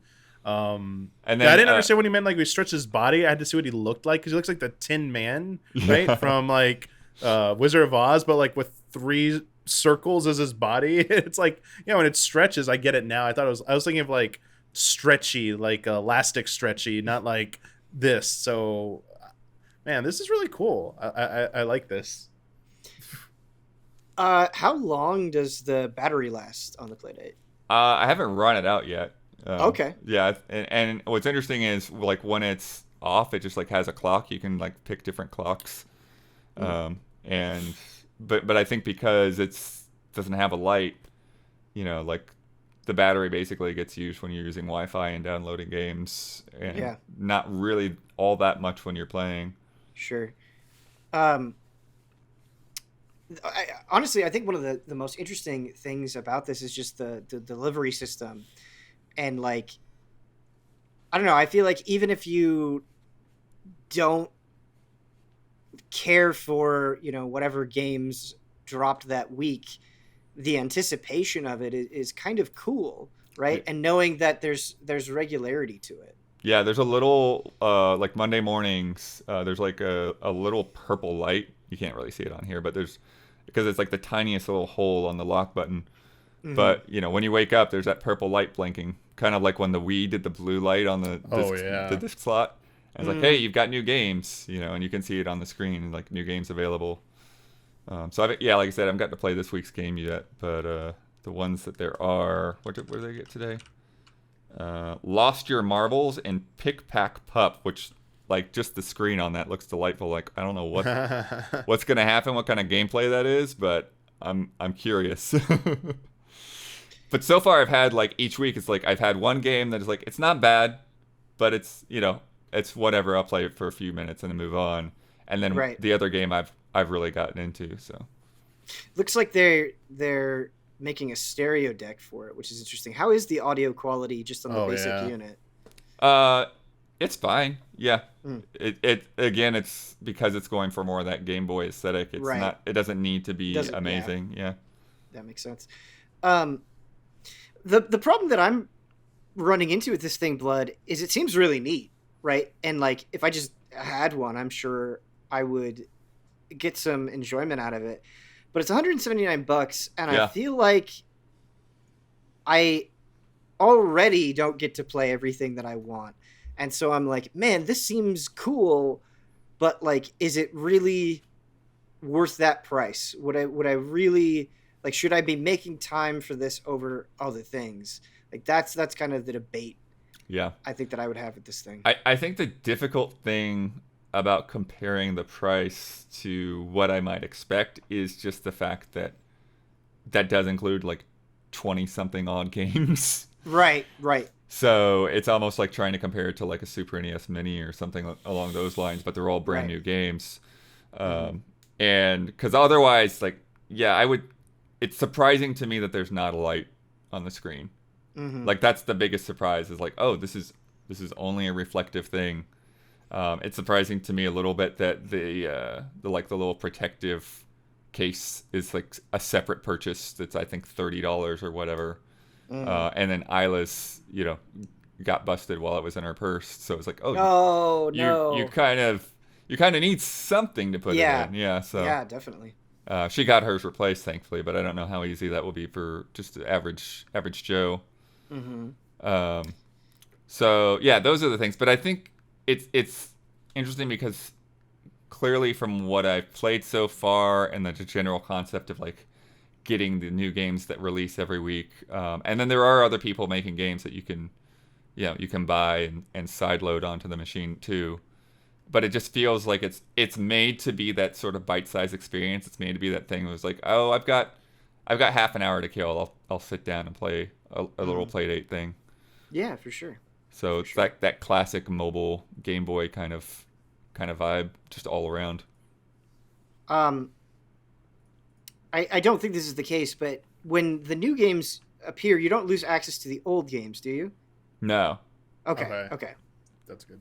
That yeah, is there's a specific amount of memory on there, and like eventually you'll pick and choose what to delete off your fridge. I'm sure, Mhm. but yeah, I've got Isla's got all of the games on hers, I believe. Uh, Blood, I'm pretty stoked to give you an update on this. And I'm happy that I actually played some more of it. I still have a long way to go. But the more I play of it, Blood, the more I'm really, really into Gran Turismo 7. Oh, nice. Oh. I am like, dude, I want to play it right now. And I think it's because it's the very first time I've really like not just like picked at a racing sim, but like really tried to be like, okay, what does this stuff mean to learn and then to like actually get better? Not just turn my brain off and put my foot on the gas, but be like, okay, how do I get better as a player? Messing around with the assists, like really seeing what the difference between things is, turning off the braking zones, trying out manual for a little bit. All of this stuff is just so satisfying. And I feel like it's so satisfying in so many different ways. Like, it's pretty amazing just even putting new tires on your car and then being like, okay, yeah, I'm taking these turns a lot better Yeah. than I was when I had these hard sports tires on, which is great. And like, the tracks are really good so far. I just did one in France where the elevation changed a lot, and it was just very different from other things that I did, where it's like, oh man, like I really have to, like, I can't see the turn coming up ahead, so like I've got to, pay attention, or like look at the mini map. And I'm like, there were cases where it's like, oh, I didn't do that, and learning that way, or just like even getting better on a lap, and like learning how to braking is everything. Like, getting your corners and being able to handle those hairpin turns. It's just like, I don't know. It's been such a blast, and like I'm really grateful to Forza Horizon 5 because I had such a good time with that, and I feel like it was a good way to kind of get me more seriously acclimated into racing games. But I definitely find right now that like the demandingness of Gran Turismo 7, and you can tweak it a bunch, Yeah. right? It doesn't have to be demanding, but like the maybe a better way of saying it is the realism of Gran Turismo 7 is more satisfying ultimately, I would say. Yeah. Yeah, it's interesting that you talk about, like which assist and stuff, because I think that's a big part of it is like finding that sort of like that comfort zone for you that like it feels good, but it's also, it's not, you don't feel like you're dumbing it down either, just and so like and Gran Turismo is very specific on some of the assist options that it has versus others. Like it does its own thing very much, and so I think it's interesting is where like, like the driving line kind of became like this sort of default standard, whereas like yes, Gran Turismo has a driving line, but it doesn't look like the driving lines in other games.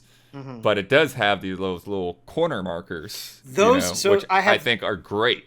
Yeah. Yes. Blood, you're so right. Just being able to see like, okay, I need to be inside here, outside there. I have those on, and I've turned the driving line off. Yeah. Because I think those markers are more helpful. And you even like, because it's good because again, it's like it's based in actual racing, right? Not relying on video game things. And the license tests emphasize this as well, of like using actual markers on the track, right? Like not Right. just the things that we're talking about, but like the yard markers to help you with your braking.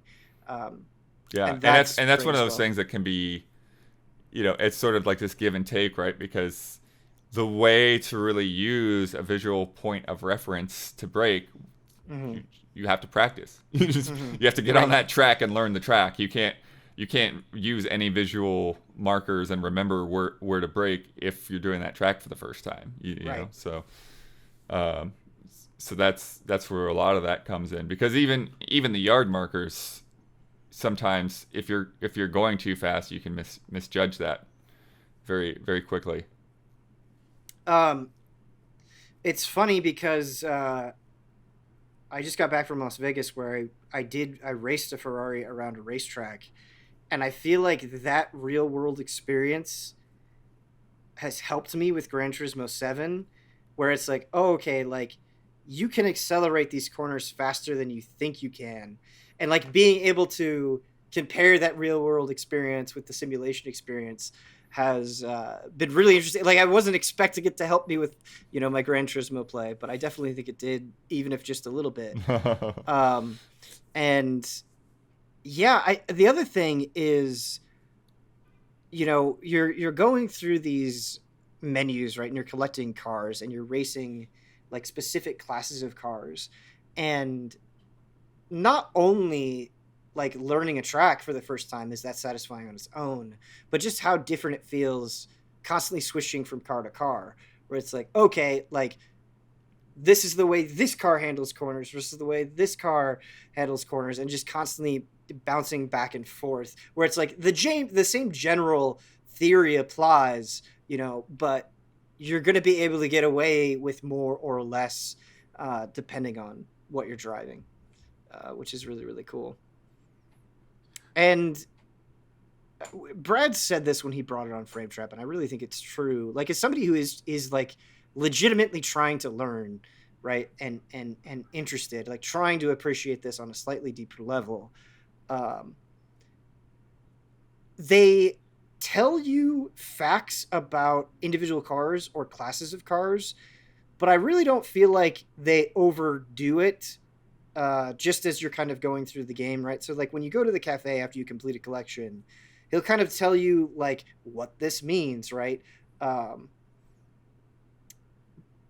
Like why this type of car is called this certain thing, or like Chris will give you a little bit of info on whatever car you're currently driving, but it lasts like, you know, under a minute. I feel like it's just a snapshot to kind of whet your appetite, and then it moves on.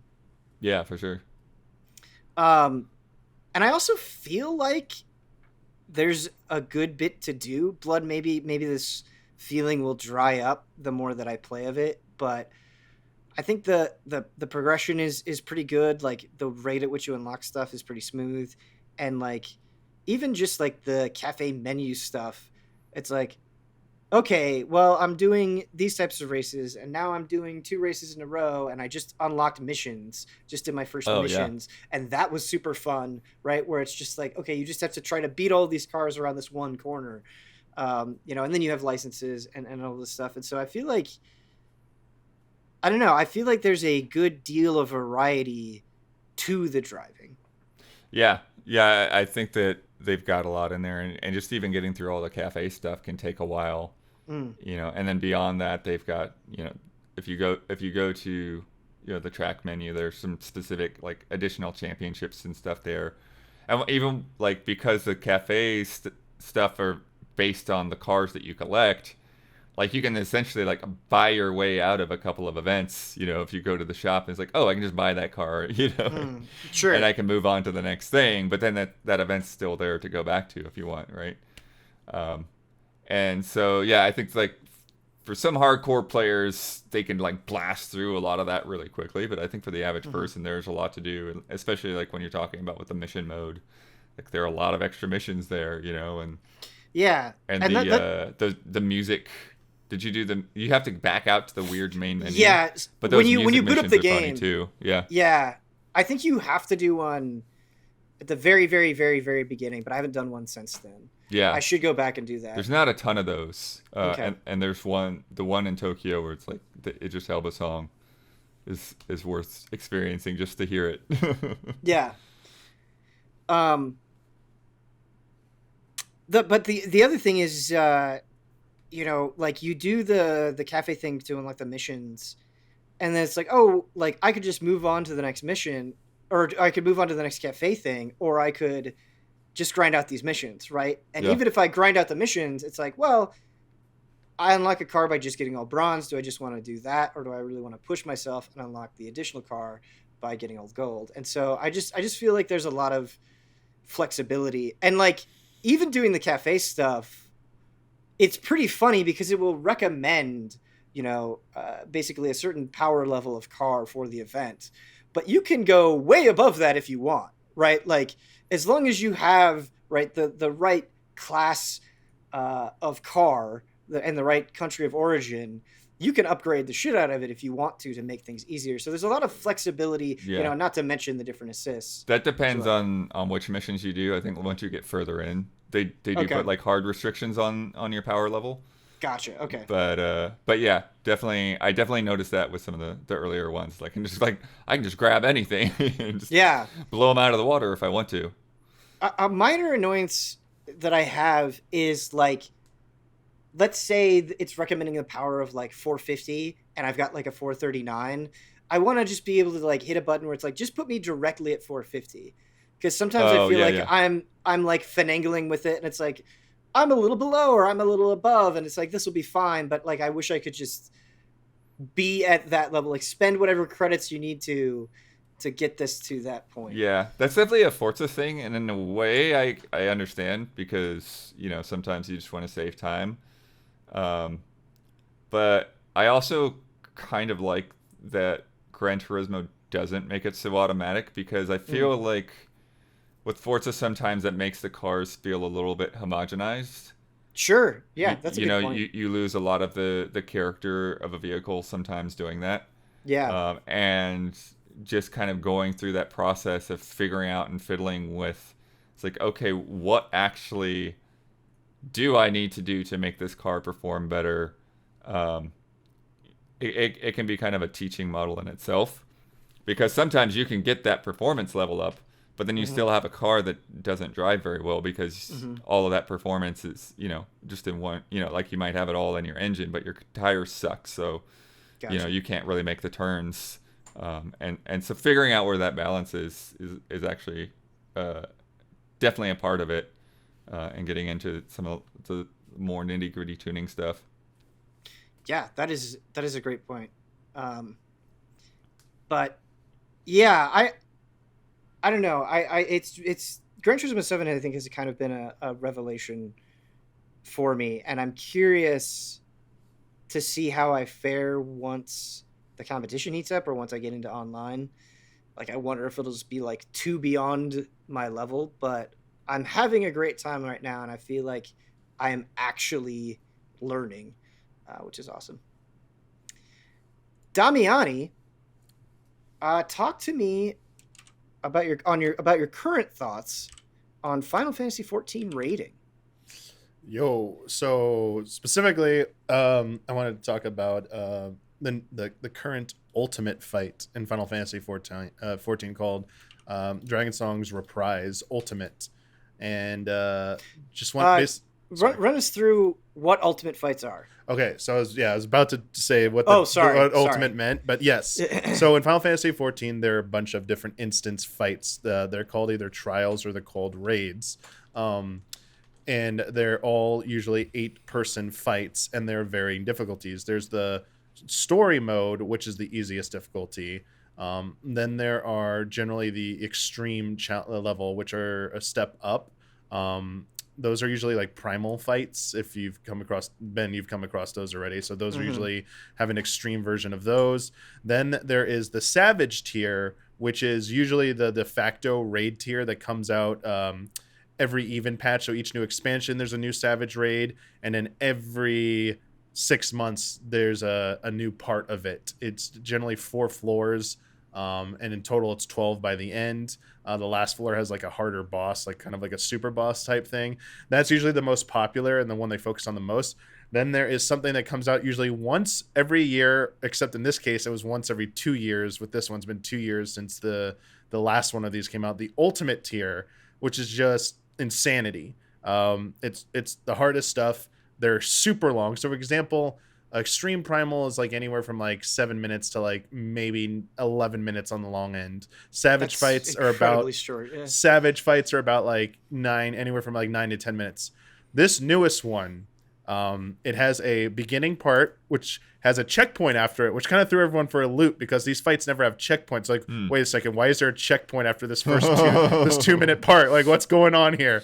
And then from there on out, it's about 19 minutes for the rest of the fight. So total, It's a 21-minute fight from start to finish. Though only 19 of it has to be done consecutively with no mistakes.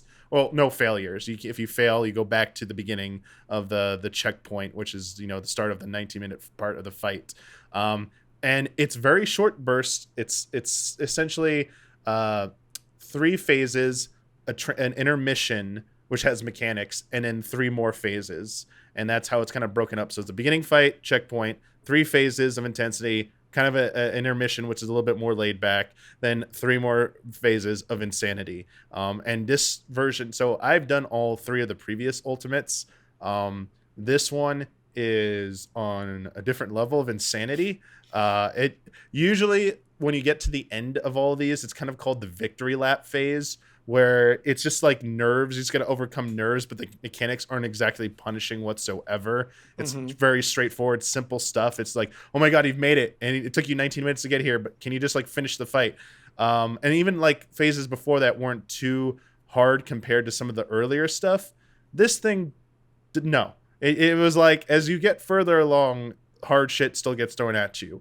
And it actually ramps it up at certain points. And for example, the second to last phase, which our group isn't quite at just yet, we're right before it.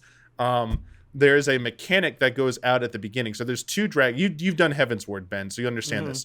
So Hraesvelgr and Nidhogg, two of the main dragons from Heavensward, this giant white dragon, this giant dark dragon, they team up together on the field on opposite sides. You're fighting both of them at the same time. And each of them cast a party-wide thing called a vow. Nidhogg's is you have to pass this debuff around every so often between a player, and no player can have it twice, otherwise you fail. The Hraesvelgr one is if anyone dies, she gets a buff, and she will next attack will just wreck everybody. So like you cannot have a single person die throughout the roughly 3-minute phase. If one person's died, you can't progress. You're done. Like it's like failure. And that's like what 12, 13, 14 minutes into the fight. So like stuff like that. Where we're at right now is a little ridiculous too. I like the series of mechanics is like there's 8 people. 2 people get tethers, have to run to specific spots on the other side of the arena. The person gets a blue marker. They have to go to a certain spot. All 5 other people have to go to another side. Everyone gets their fixed spots.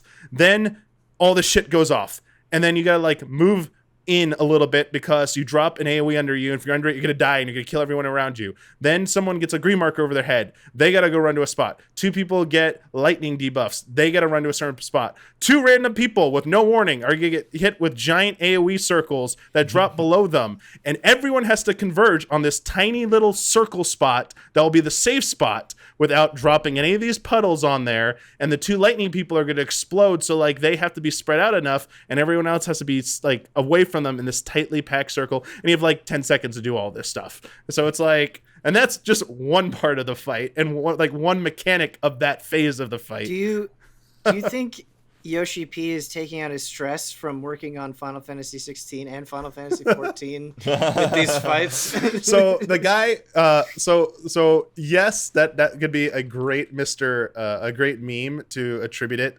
to Yoshi P. But Yoshi P actually isn't the person who designs this fight. I'm just kidding. But the funny thing is, well, I could give you some Yoshi P in a second, but Masaki Nakagawa is the name of the designer of this fight. And the community collectively, affectionately calls him Mr. Ozma from Final Fantasy IX, because he first got on people's radars when he designed the Ozma fight in Stormblood, or in Heavensward for the second part of the Void Arc stuff. So the Weeping City of Mok. There's a fight where you fight Ozma, and it was a fight where like people could fall off like to mechanics, and then you couldn't revive them. So as people went down, you lost people, and it was like a snowball effect when people didn't know how to do the fight, that everyone would die in order to be enough. You couldn't survive mechanics with enough people not up, and so it was a 24-person alliance raid fight. And it got known for getting pretty heated at that point of the fight in chat sometimes when people would mess up mechanics.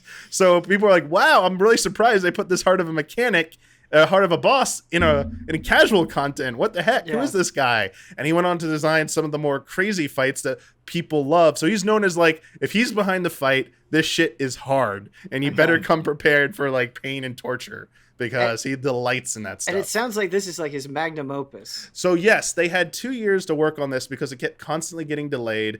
It was supposed to come out during like I think patch 5.3 is when it was supposed to come out, but COVID stuff wreaked havoc, and they needed to focus on getting the game back on track just with the regular patch content. So it was put on the back burner.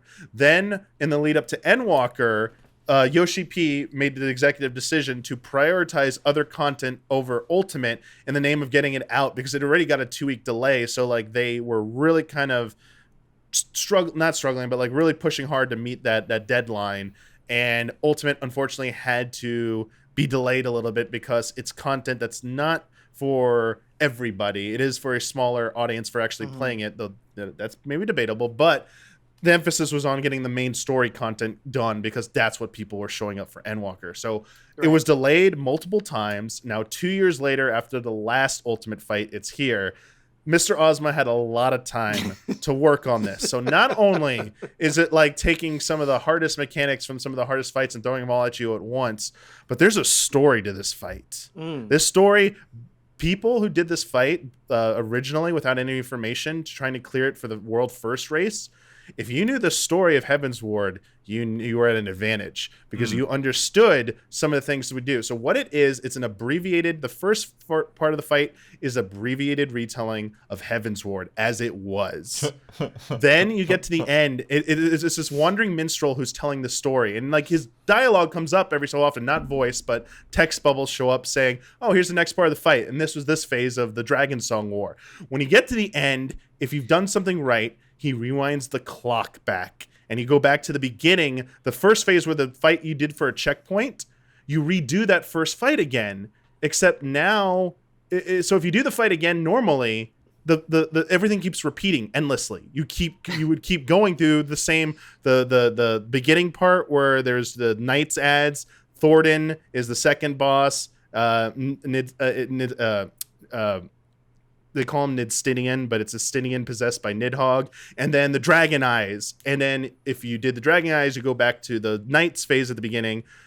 But if you kept doing it normally, you'd keep repeating that cycle. And people are like, what the heck? Does this just go on endlessly? But obviously people sniffed it out because one of the previous Ultimate fights, 2 of them, have had puzzle mechanics to them where doing something differently triggers something that allows you to advance. So very quickly people are like, there's something going on. Why are we going back to this part?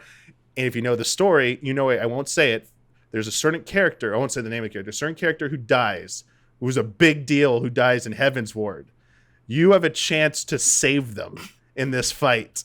And if you do save them, freaking out. You become, it turns into a Marvel what if scenario, where from then on out, it's like, well, if you save them, these things are going to change. So you get the three fights afterwards completely change and are completely different. New mechanics, new arenas, and they just go bonkers. So it's like a nice what if story. And then I've already seen people who have cleared, when you clear it, the minstrel tells you, unfortunately, this had a happy ending, but unfortunately, in reality, that's not how it is all the time. And it's like, it's time to go back to your reality. This isn't canon, son. So, like, it's pretty cool. Yeah, and like, the saving this character, this is a fan favorite character. A lot of memes around this character. So making them the crucial puzzle point of this fight, like for spectators, I think it was genius because so many people watching the world first groups progress it, like lost their shit at that moment when they found out. And then it wasn't even straightforward how you did it, because it's like,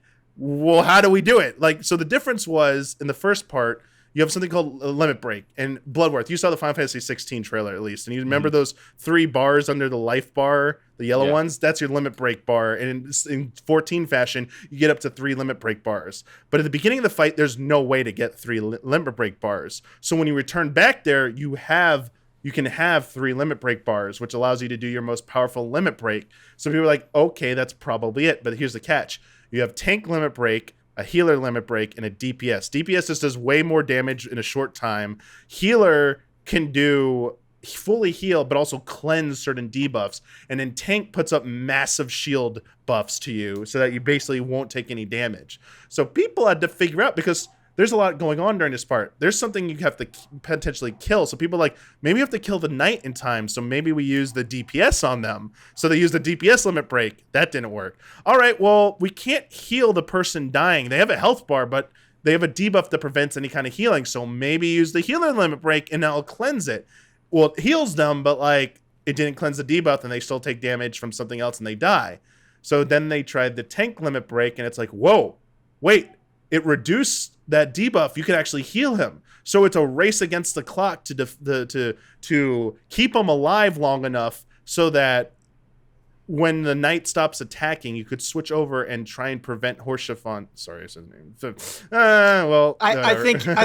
I think most listening probably know that. Well, the person's death. You try and prevent them from dying the same way they died in the game, and like really cool. So it's a combination of thematically, this is a really cool fight, and a lot of people are really loving it. Mechanically, it's pretty intense. It is very, very much about personal responsibility in this fight, where every single person could end up with one of several different sets of instructions they need to do to resolve the mechanic correctly. So like you cannot just memorize one thing like, oh, you're just going to go here, stand here. Because even in Savage, that's mostly what you do. It's like you just figure out spots where you need to stand, who needs to move where, and you're done. But there's not really any variation to that. Whereas Ultimate, it's like there's up to 8 different things you might have to do at this one part. And you need to know how to do all 8 of these different things depending on how RNG plays out. So like the mechanics will always be there. There's no random mechanics, but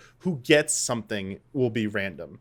And it just does not let up about that. And again, this is with 7 other players. Well, yeah, not just 7 other players, but like 7 players that are capable and high level. Yeah, 7 high level players who are. So the best way to describe this is this is a marathon. This is not a sprint. Right, and you're communicating on Discord, right? Yeah. Oh yeah, you kind of need voice chat. Yeah, I would assume. Yeah. The mentality is these take a long time to clear. It takes a lot of time.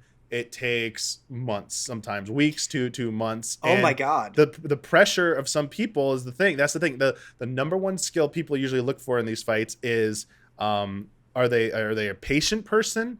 Do they have a kind of like a calm personality? Like it's about personality. Like people who have the endurance to deal with this, because there are going to be days where you hit roadblocks where you might see barely any progress after like 2 however many hours you do. Groups do varying amount of hours each day that they raid. But if you can't deal with that, or dealing with a hard mechanic, because as I said, these are long fights. The further you get in, the harder it is to get back there. And there's some really hard mechanics there. So like when you're getting to like where we are, where it takes like 12 minutes to get back there, it's like the pressure's on. Like, can you do this mechanic? And like, it's going to take another 12 minutes, even if you execute it flawlessly, to come back here and try it again. And some people don't have the mindset for that. They get frustrated, they walk away, and that just, it's a very hard problem to deal with, because replacing a player for this level of difficulty is not easy. Right. And then the longer you're away from the fight, the more rusty your team might get. So like, this is really restrictive content, but it is very one of a kind. Like it's been very interesting, Ben, in Blood, to see like former WoW raiders come over who do like Mythic and do like some of the world for like Echo is doing quote unquote blind progress of this current fight, and to varying degrees of success, and they thought they're going to rock it, and they really aren't rocking it, because it's a different beast than WoW progression, because WoW is more about, I feel like, gear. It's not about like, they're 2 different skill sets, I feel like, and they translate, but it's like a different mindset. Anyway, they vouch that this shit is really difficult, that like it's on par to Mythic, if not some of the stuff might be even a little bit harder. So this is really a high level thing that like very few people get to even try, like have like get the chance to try out, because it's already hard to find a team. And then just doing it, I feel like even if you don't complete the fight, just this experience is extremely satisfying to have, because this is one of the hardest things to get out of any games. Like when you can go play a Souls game, but it's largely a solo experience in terms of like, when you bring in people, it's to make it easier, or it's not to like increase the challenge of the game. This is because there are more people involved. Like if you did this fight by yourself, if it was able to do, it'd probably be easier to do by yourself. 7 other people joining you makes this that much harder, that you have to work as a team. So that teamwork and synergy is like very hard to get this type of experience. Yeah, on one hand, I love how much effort and coordination it takes, because it must be so satisfying when you finally clear it. I think I'm a little disappointed that like just narratively it sounds so cool, and so many people won't be able to experience that firsthand. Which is kind of a bummer. Is definitely a thing, Ben. I'm actually personally an advocate for allowing people at some point to be able to go through it in an easier capacity. The caveat is they don't get credit for clearing it, because the prestige factor is getting that title and the shiny glowy weapon, the gear stuff, like to show off. You don't get that if you do it this way. But like in terms of presentation, it's one thing to watch it on Twitch and see it like in compressed quality. It's another thing to be playing it yourself and seeing it unfold. And that emotional attachment, I think, is pretty important. And I understand some of that is derived from the effort, the kind of the climb you have to do and pushing yourself through all that difficult stuff. It makes it even that more rewarding. But even from a narrative perspective, as you said, Ben, like just getting to see that moment where you save the person. If you're just a Heavensward fan, like that some people just want to have that feeling where I got to do it. I had that moment. So I'm also personally open to them eventually releasing like nerfed versions that are just for funsies. But one of the things that Yoshi P has said that they want to be careful about is not delivering too much unique content in these ultimate fights because they don't want to deprive the larger fan base from like unique mechanics. That's why none of the ultimates will ever be brand new original fights. They will always be based on existing fights so that like it's not a completely original unique experience, because I think that's going too far and that would be unfair to the larger fan base. Before we move on, I just have one question, because you said, this could take weeks or months, and like that dedication is just incredible. How long did it take you and your team to clear it? So we haven't cleared the current one yet, but previous ones. How long have you been working on the current one? So it came out. When did it come out? Let me see. Patch 6.11 Final Fantasy XIV release date. Was on May. No, that's not right. That's April 26th was when it was released. So a month, 5 weeks. This will be 6. This is the 6th week, I guess. Gotcha. And we're like 65% of the way, I would say, like 2/3. We're 2/3 through it. And we're at one of the biggest roadblocks. This and the next thing are the two probably most challenging things. So I imagine it'll take a little bit more time, but like my personal goal was like, because we're only doing it on weekends, it's like I would like to clear this before Xenoblade 3 comes out. Right. Like I was like, when Xenoblade comes out, every day of the week is gonna be reserved for playing that game, guys. So I was like, I'm not gonna play 14 on weekends. So I was like, nah. So like we got 2 more months, hopefully. I mean, I'll probably be flexible depending on how close we are, but sure. Our groups to praise my group. It's pretty. This is a pretty good group, and I feel like each week we've always made progress. We've never like just not made progress in a week. Even in like each session, like even this weekend, the most recent session we did, we saw enough of us survived the mechanic we're on to see the next mechanic in person. And I was like, that's pretty cool. That's the last big mechanic of that phase. I'm like, all right, well, cool. Like didn't see that before. So like even small victories like that help morale and keep you focused. Totally. Yeah, that's awesome. No, it sounds incredibly satisfying. Like I would even just love to. I think have you been streaming this on your channel? I've streamed once or twice, but when I stream this, it's because we need to like see something. Like usually someone else streams, and if they can't, I will, because we want to go over footage, because we need to see like if someone made a mistake and they don't understand, we go back and watch the footage and we explain. Like literally just last time we when we got to that new mechanic, a person died right away, and they're like, well, how did I even die to this? And we rewinded it back. I'm like, this is the marker you go to, but you need to stand on this side of it. You stood on the wrong side of it, so you were inside a invisible AoE that hits you, essentially. Those damn invisible AoEs. I mean, there's a giant dragon right there that was glowing that was going to dive across, but like I think it was just like they weren't ready for that mechanic yet. But they're inquisitive, so it's useful. You got to use all these the available things to help you out, like in stream clips, are very helpful. For sure. Good stuff. Yeah, what an interesting perspective, Damiani. That was fascinating. Let us move in to the HOTTAKE. Woo! We're going to talk about Street Fighter 6. And if you have any other thoughts about the other state of play stuff, we can talk about that too. But the reason that we're talking about Street Fighter 6 is not only because of the gameplay trailer that happened, but Capcom kind of went into more mechanical and feature details of Street Fighter 6, and I was reading about it today, and it's so fascinating. from a few different levels. Before we get into like the hyper nitty gritty, I think one of the most interesting things is the different control types that you can pick. Ah. So there's going to be a traditional control type, where it's pretty standard Street Fighter. You do a Hadouken motion to do a Hadouken. You do a Dragon Punch motion to do a Dragon Punch, so on and so forth. But then there is a modern control type where you can have one button special moves. You have auto combos. They're calling them assisted combos here. But just very stripped down. What's interesting, instead of having like light punch, light kick, medium punch, medium kick, heavy punch, heavy kick, you just have light, medium, and heavy in the modern control type.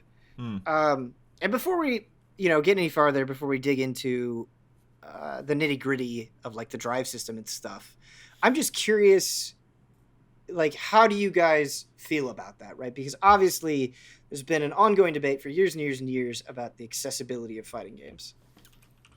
Yeah, I think that, depending on how it's implemented, I think it can go, a long way in terms of getting newcomers in, right? Because even if, like you talk about a Dragon Punch, right? And it's like, 3 inputs and a button, and Right. it seems simple, but when when somebody unfamiliar fighting games looks at that and is like, what, right? And then down and then like it just feels like really tricky for them to pull that off. And so rather than learning how to figure out when to time things and when to respond to people, you're spending all of your time just like trying to figure out how to do the moves consistently.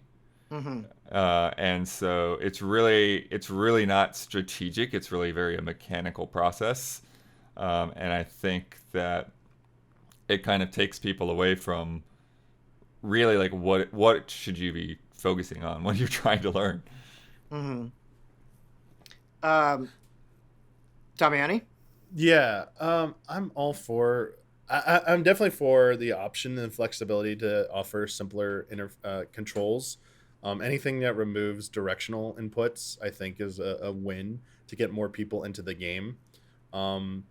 It's all I think the biggest thing is they're not like, as far as I can tell. I mean, we might get into, we could speculate with the nitty gritty of the drive system, but as far as I can tell, they're not reducing the amount of actions. I feel like each character, like the move set, it's pretty much going to be as robust as it's been in previous games. And my concern always with the argument with like control, like accessibility with control, is I think there's a fine balance between being too complex, which some games have done, and being too simple. I think there is a sweet spot to hit where I feel like it's enough of it's accessible enough for people to simple enough to understand, but it offers enough. I don't want to say diversity, but enough of like a skill ceiling where people who really want to get into it, want to invest time, feel that it's satisfying and rewarding, that it's not too oversimplified where it's like, man, there isn't a lot to master in this system. So even not just in its execution, this is kind of like leaning into also what abilities are available. It's a mix of both. It's both in the execution and what is. And sorry, just coming off of like the massive changes, the 14's PvP, it's like, this is analogous. It's like there are less buttons to hit, less actions to do, so more people are into it. But at the same time, I think they went a little too overboard. I feel like there was some minutia lost. There was a little bit of like a skill involved to managing some of the other moves. And I think with Street Fighter 6, as long as the drive system is solid, what they're promising or what they're alluding to with it, what I've read about it, I think the control thing is, the controls on its own, no issue with that. It's all about the skill sets of the characters and that they feel gratifying enough to use, and that the character, it's more about character balance, honestly. I'm sorry I got these two kind of conflated here, but I think they're very interlinked and very intertwined, or it's hard to talk about one without the other. I think it's important to recognize that like there is a huge percentage of people that like do not care about investing significant time into fighting games. It's not what fighting games are about for them, right? Like they don't care about like doing crazy flashy combos. They just want to get with their friends and laugh and punch each other. And like, I totally think they should be catered to, right? Like, yeah, let them do dragon punches, to the cows come home. I think that's great. I do think there does have to be a significant downside to it, because then there's no point in having simplified controls, because then you're just going to get the people that are already amazing.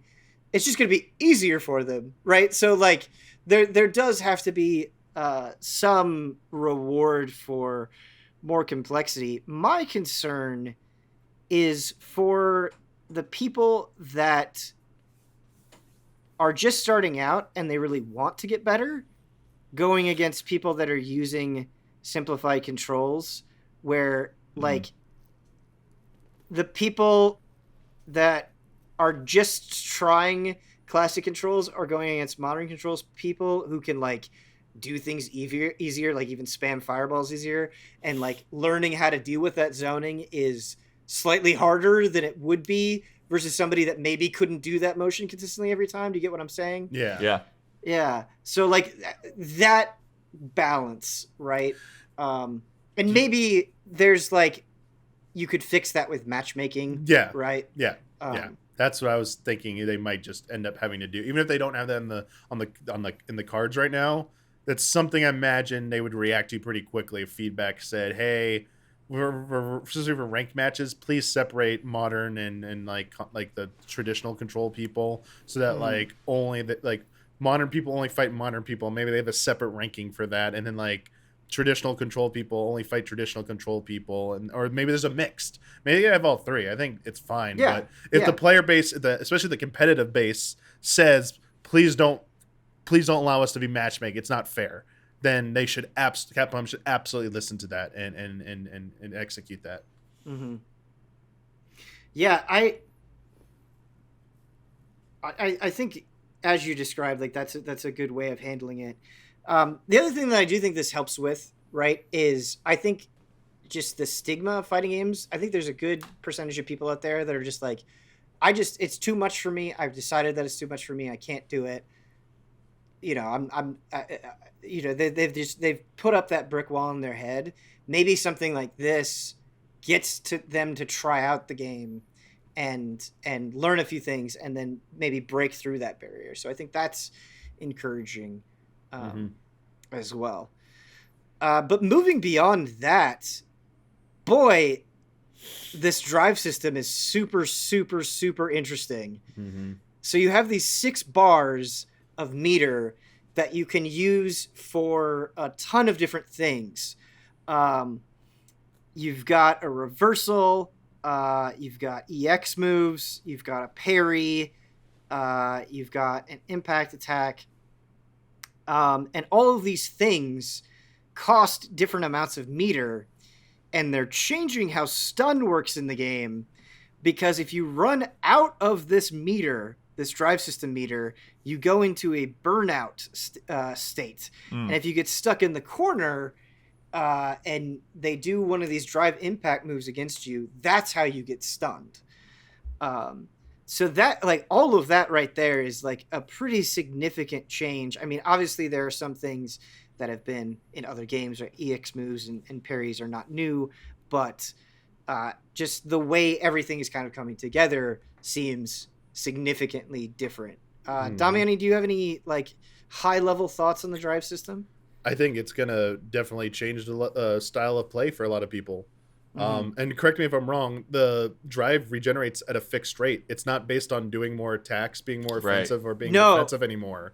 So no, that's not entirely true. Oh, okay, so sorry. It does come back on its own, but if you do a parry, you do get drive gauge back. I don't know how much, but parries will also get the gauge back. Okay, so there's another way to generate, but it's not like the simple like go land a bunch of combos and you're like generating it, or you're taking damage, you're generating it. So I don't think so. Yeah, I mean, it's nice that there's another way to do it, but I guess my point I'm trying to make is in terms of it. What I mean by flexibility, this is what I brought up in the podcast, Ben. Yeah, is that I think you have the two easiest examples now are you can choose to do a rush down immediately in round 1, You're right. burning a lot of that stuff to try and put huge pressure on your opponent if you know they can't handle that. But now you're at the risk, as you said, you might go to burnout. So like, do you hold on to that stuff to counter it's like burst counter burst almost now with your moves and that resource management. Before it used to be like, oh, you've got that super meter, he spent it, well, he's not getting it back to next round now, and it's like, and it just did 1 super, and it's like, oh, cool. And then you had your EX meter, and it's like, it was pretty predictable. I feel like this is going to add a little bit more unpredictability, at least at first. And I think it's going to open up more options for a lot of people, because no matter what character you pick, you can like, there will be a defensive style and an offensive style, and then there'll probably be variations of that coming from this. And I think that's pretty cool. I'm very curious to see how high level players utilize it, and this is what it will come to be. But I imagine this is how it's going to be when you have those resources right away. It's like, dude, wow, you can go right in at the beginning and burn all this stuff. And I think I think it could lead to like a little bit more fast paced like matches, because I know some of the criticism leverage at Street Fighter compared to other games is that sometimes it can feel a little slow. And a little too like, no one's too defensive, I guess. Not encourage offensive play sometimes. Yeah, and what's really interesting about this is just like the flexibility, not only between people that are picking the same character as you said, but between different characters, right? Where like in Street Fighter V, as far as the V systems goes, like every character had their own V trigger and V skills, and it was specifically allowed to that character. But now you have like this big pool of actions that you can take, and then but you're going to have to figure out not only how does that fit with your own play style, but with the moves and flow of that character, how do you change this pool, right? Like, where do you go? And so I believe it's something they even mentioned in their post, like they're really trying to focus on like player creativity, and I hope that comes across, right? Like, I really want to be watching a tournament, and it's like, man, because of this drive system, like nobody plays this character exactly like anybody else. Exactly. How many times did we like grunt at like a mirror match? It's like, oh, really? We're gonna see another mirror match of this? Like, all right, so predictable. We know what's gonna happen here. It's like, I hate mirror matches. I think a lot of this just speaks to them trying to address the criticisms of the past 2 entries in general, especially from a high level scene. And I agree with you. I think it's about what you said, that leads to more creativity, even like not just in like the 1v like the mirror matches, but like you now have to learn. It's not just about learning another character matchup anymore. It's like you now need to know your opponent and their style, and I kind of like that. It like leads to more like kind of like drama and a little bit behind the scenes stuff. And like, oh, so and so plays like a more aggressive Ryu or whatever, expecting like a lot of fireballs. Where so and so like they never use fireballs. Like they're just not a fireball player. It's like, oh, here we go. This is something that could be interesting, where someone is dominant against a certain person's like character, but then against that same character in a different player's hands, they're not as good against them. Like, I want to see all that type of stuff, man. It just leads to better match quality, I think. For sure. Bloodworth is somebody who doesn't play fighting games that often. Do you like? How do you feel about this drive system? Because I feel like if you're not in the know, like everything that you can do might almost be like too overwhelming. I mean, I haven't played it. I don't know. Right. But just making an assumption. No, I mean, it sounds good to me. And I think like Damiani was saying, it's like the biggest thing is just the different ways that you can use that. It's not just like, okay, I'm going to build up my meter and then like, my opponent's waiting for me to like throw my super out there, right? And just kind of having that sort of like predictable like step-by-step matchup, so that it's like, with other things to do about it, it feels like there's more room to mix things up, to use different strategies, and to kind of be a little bit unsure of what somebody's going to do unless you really paid attention to their style. Mm-hmm.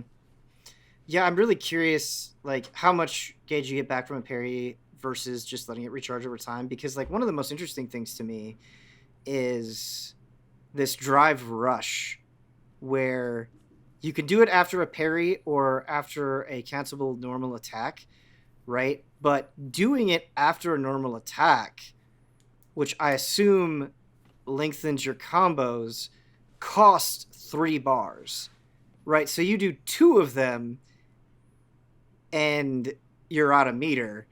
But a combo extender could be such a powerful tool. Oh yeah. It just seems like you were saying, Damiani, like I really think you hit the nail on the head. Like it just sounds like it'll add so much tension to the back and forth of a match, in potentially a very, very cool way. Something that I'm worried about is in this initial rundown, right? Like they're clearly focusing on accessibility, but I'm not seeing anything of like, this is how we're going to tutorialize you. This is how we're going to explain things.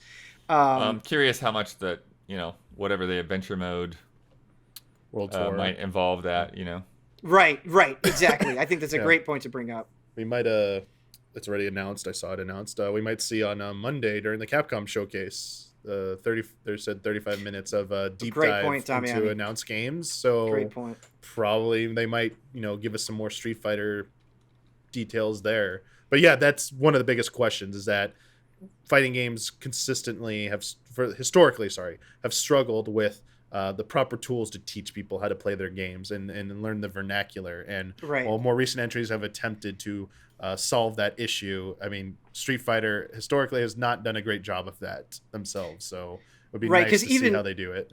Even saying like, oh, you can do this after a cancelable normal attack, right? I feel like you're cutting out a huge chunk of the audience just with that statement alone. But something that they do talk about that I love this, assuming it goes in depth enough, but they're going to have like this real-time commentary feature where they're taking actual Street Fighter commentators. Saw that, yeah. And they'll offer dynamic real-time commentary, they're saying, as your match goes on, and provide easy to understand explanations about gameplay. And so like if you can have an actual commentator like talk about your gameplay in a way that fits the match and is very individual, that can really be a great teaching tool. It can also just make matches more exciting. And I also love that they're incorporating commentators, people that devote so much time and energy to these games. Like they're repping them in the game itself. Is really cool. So yeah, I'm excited to see how in depth that goes. Oh, I guess there's a trailer. I haven't watched the trailer for it, so that might answer. The separate commentator. So specifically, Ben, there's a point where the person narrating the trailer, or the text maybe, says, listen to the commentary. They might be the difference between winning and losing, and they give an example of a crucial moment where the commentator said, like, he needs to do this, otherwise this match is over. Like, so they might, interesting. Who knows how far that really goes, but they're hinting that that's one of the things in their mindset of the behind the commentation, is that they want you to listen so that you might get clues into like, oh, maybe you should try this. Listen to the commentator. Moving on to the story mode, we don't have a lot of details yet, but the trailer kind of gives us a hint at what's going on, and it seems like some sort of open world, like interacting with the environment, getting into fights with NPCs. It seems really interesting. Blood, what do you hope to see out of this? I think, just something that really can give players, like at any level, like some reason to care about these characters in a more defined way.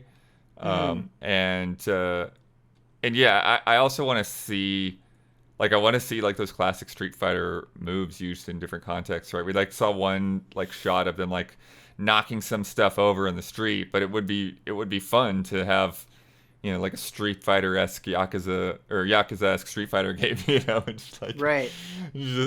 just pulling off these wild moves and these, what I think are pretty cool looking environments so far, that they've shown here. Yeah. I agree. And then the thing that I wonder and worry about a little bit though is it looks like you sort of create like a specific avatar Mm-hmm. for this mode, and I'm just not sure. I don't think the two that they kind of show in the trailer look that good compared to the art for the main cast, Yeah. and uh, and then I just don't know. Like, okay, so how does that work in terms of move sets? Are you like mixing and matching, Right. something from Chun Li and E Honda, and is that going to make any sense? Yeah. Yeah, I mean, move mixing and matching sometimes gets a little bit rough. I don't know, especially if it's like all existing stuff. I don't know how unique it could feel, but I'm kind of with you on like the avatar thing. Like, I hope it's just more like a surface level thing for like just maybe interacting with other players eventually, like for like lobby stuff and or just how you move around, and maybe like you're just the main, all the other characters are around you, like all the other Street Fighter characters. You're just like it's the way to inject you into the game, so you're there just like witness their things. Or is it really going to create a story around your character, which is kind of what I don't want. I really don't Right. want that. I Right. want the stories to be about the Street Fighter characters, and I want zany stuff. I want to like do zany activities with them. I want mini games with them. Like, I want to go to like Abigail's garage workshop and like destroy a car with Abigail or something. Yeah, yeah, like just do that. Or Yeah. yeah, go over and like, I don't know, to like a training area and like, yeah, I'm gonna like beat up a training dummy or something, and then someone's gonna challenge me to a, like one of the guys gonna challenge me to a match, like sick. Or dialogue options, like, maybe there is like some kind of like branching path to the storylines, but maybe even a beat 'em up mode, because all those people with the cardboard heads, we were speculating like maybe that alludes to something more because they look Yeah. so generic. It's like, well, are they gonna be like fodder at some point for you to fight, or like who knows? Like, I mean, literally having like a 3D like beat 'em up mode, walking Mm-hmm. the streets with like main, like could be sick. But I don't know. It sounds like they spent a lot of time on this. I hope we do get to see more of it, either at the a showcase or very near future, because it seems like it has a lot of potential. Just do have some concerns though, if it's like the execution wise, if it's just like they didn't put enough time into it and it's just like an afterthought and it just comes off as gimmicky. Yeah. So I think you're tapping into one of my big worries. First of all, I'm super thrilled that they're doing something different. I think I really appreciate that they're not just explicitly copying the bog standard fighting game template that is like overdone. I think it is good to try to engage players, especially casual players, in new ways. It's awesome. Way into it. The only thing is I worry that it's going to be something where like you play it a couple of hours later, you're like, that was really neat, and then you never touch it again. Right. Yeah. Sure. I think they need to give something to, because there are players out there that never ever ever want to play online, and I think that's super valid. I get it. I think they need something that either gets updated over time or there is a reason to dive back in, whether it's alternate paths or different things to unlock, or special challenges within fights themselves, whatever it is. Like, there needs to be something to really give it some meat on its bones. Mm-hmm. Agree. I think it would be great if it was like instructional as well, outside of just like standard demonstrations, which are so boring, and I don't think like a lot of people pay attention to them. Yeah. Like, really getting you to learn the characters and fighting game mechanics would be good. Yeah. What do you think about like if you had to sort of like earn your special moves, right? Like you had to defeat a specific character to unlock a move or something like that. I would love that. And like, and that requires you to know how to like counteract that move, Right. Well, like, I mean, I just love the idea of you going to these legendary warriors, right, and being like, teach me. That's just so fucking sick. But I also think it'd be interesting, kind of going back to that replay thing. Let's say hypothetically you go against Ryu, and you have to earn the special move like you were talking about, but you only get a Hadoken Shoryu or Tatsu, right? Like you can only pick one of the Right. three, right? And so that could be cool as well, and give people different experiences or a reason to try different things out. Should go Yeah, that's a cool idea. Yeah, should go completely goofy with the idea too. Do it like Kingdom Hearts style, where you walk up like which do you value most? Right. You're like falling onto like a stained glass. And like Capcom reveals the Ryu. statistics, it's like Shoryuken. Like Yeah. Oh like yeah. 90% I mean, come on. of people pick Yeah. Shoryuken. It's like come on. Yeah. Yeah.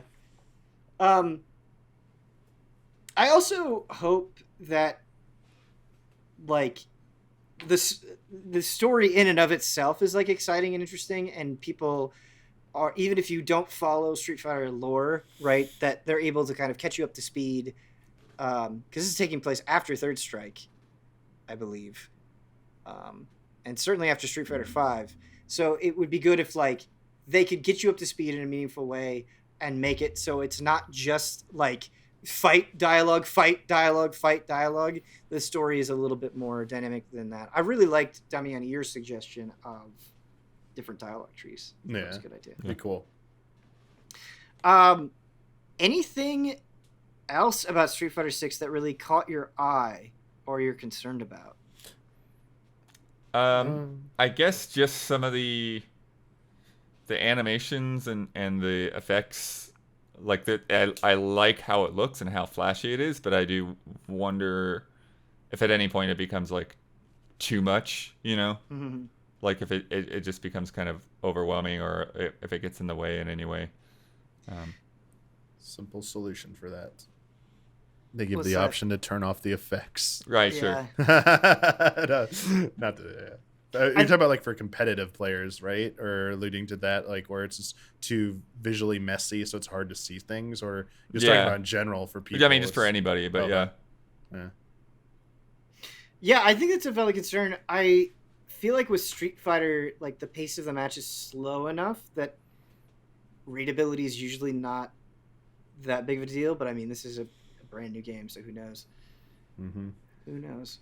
Yeah, I like the music. Felt like a throwback to almost like a little bit like Third Strike, like the, having the more, it's been a while since we had Like graffiti style, yeah. Yeah, and the music, it was like good to have that track selection. It felt like it was kind of like missing. I mean, the last iconic thing is, even though it was meme where it was Indestructible, or whatever was the real name of the song, but everyone called it Indestructible. Please put it in. Just put a remix in there, man. I'll take it. But love a good theme song, man. It's Yeah, good. It's hype. Yeah, hell yeah.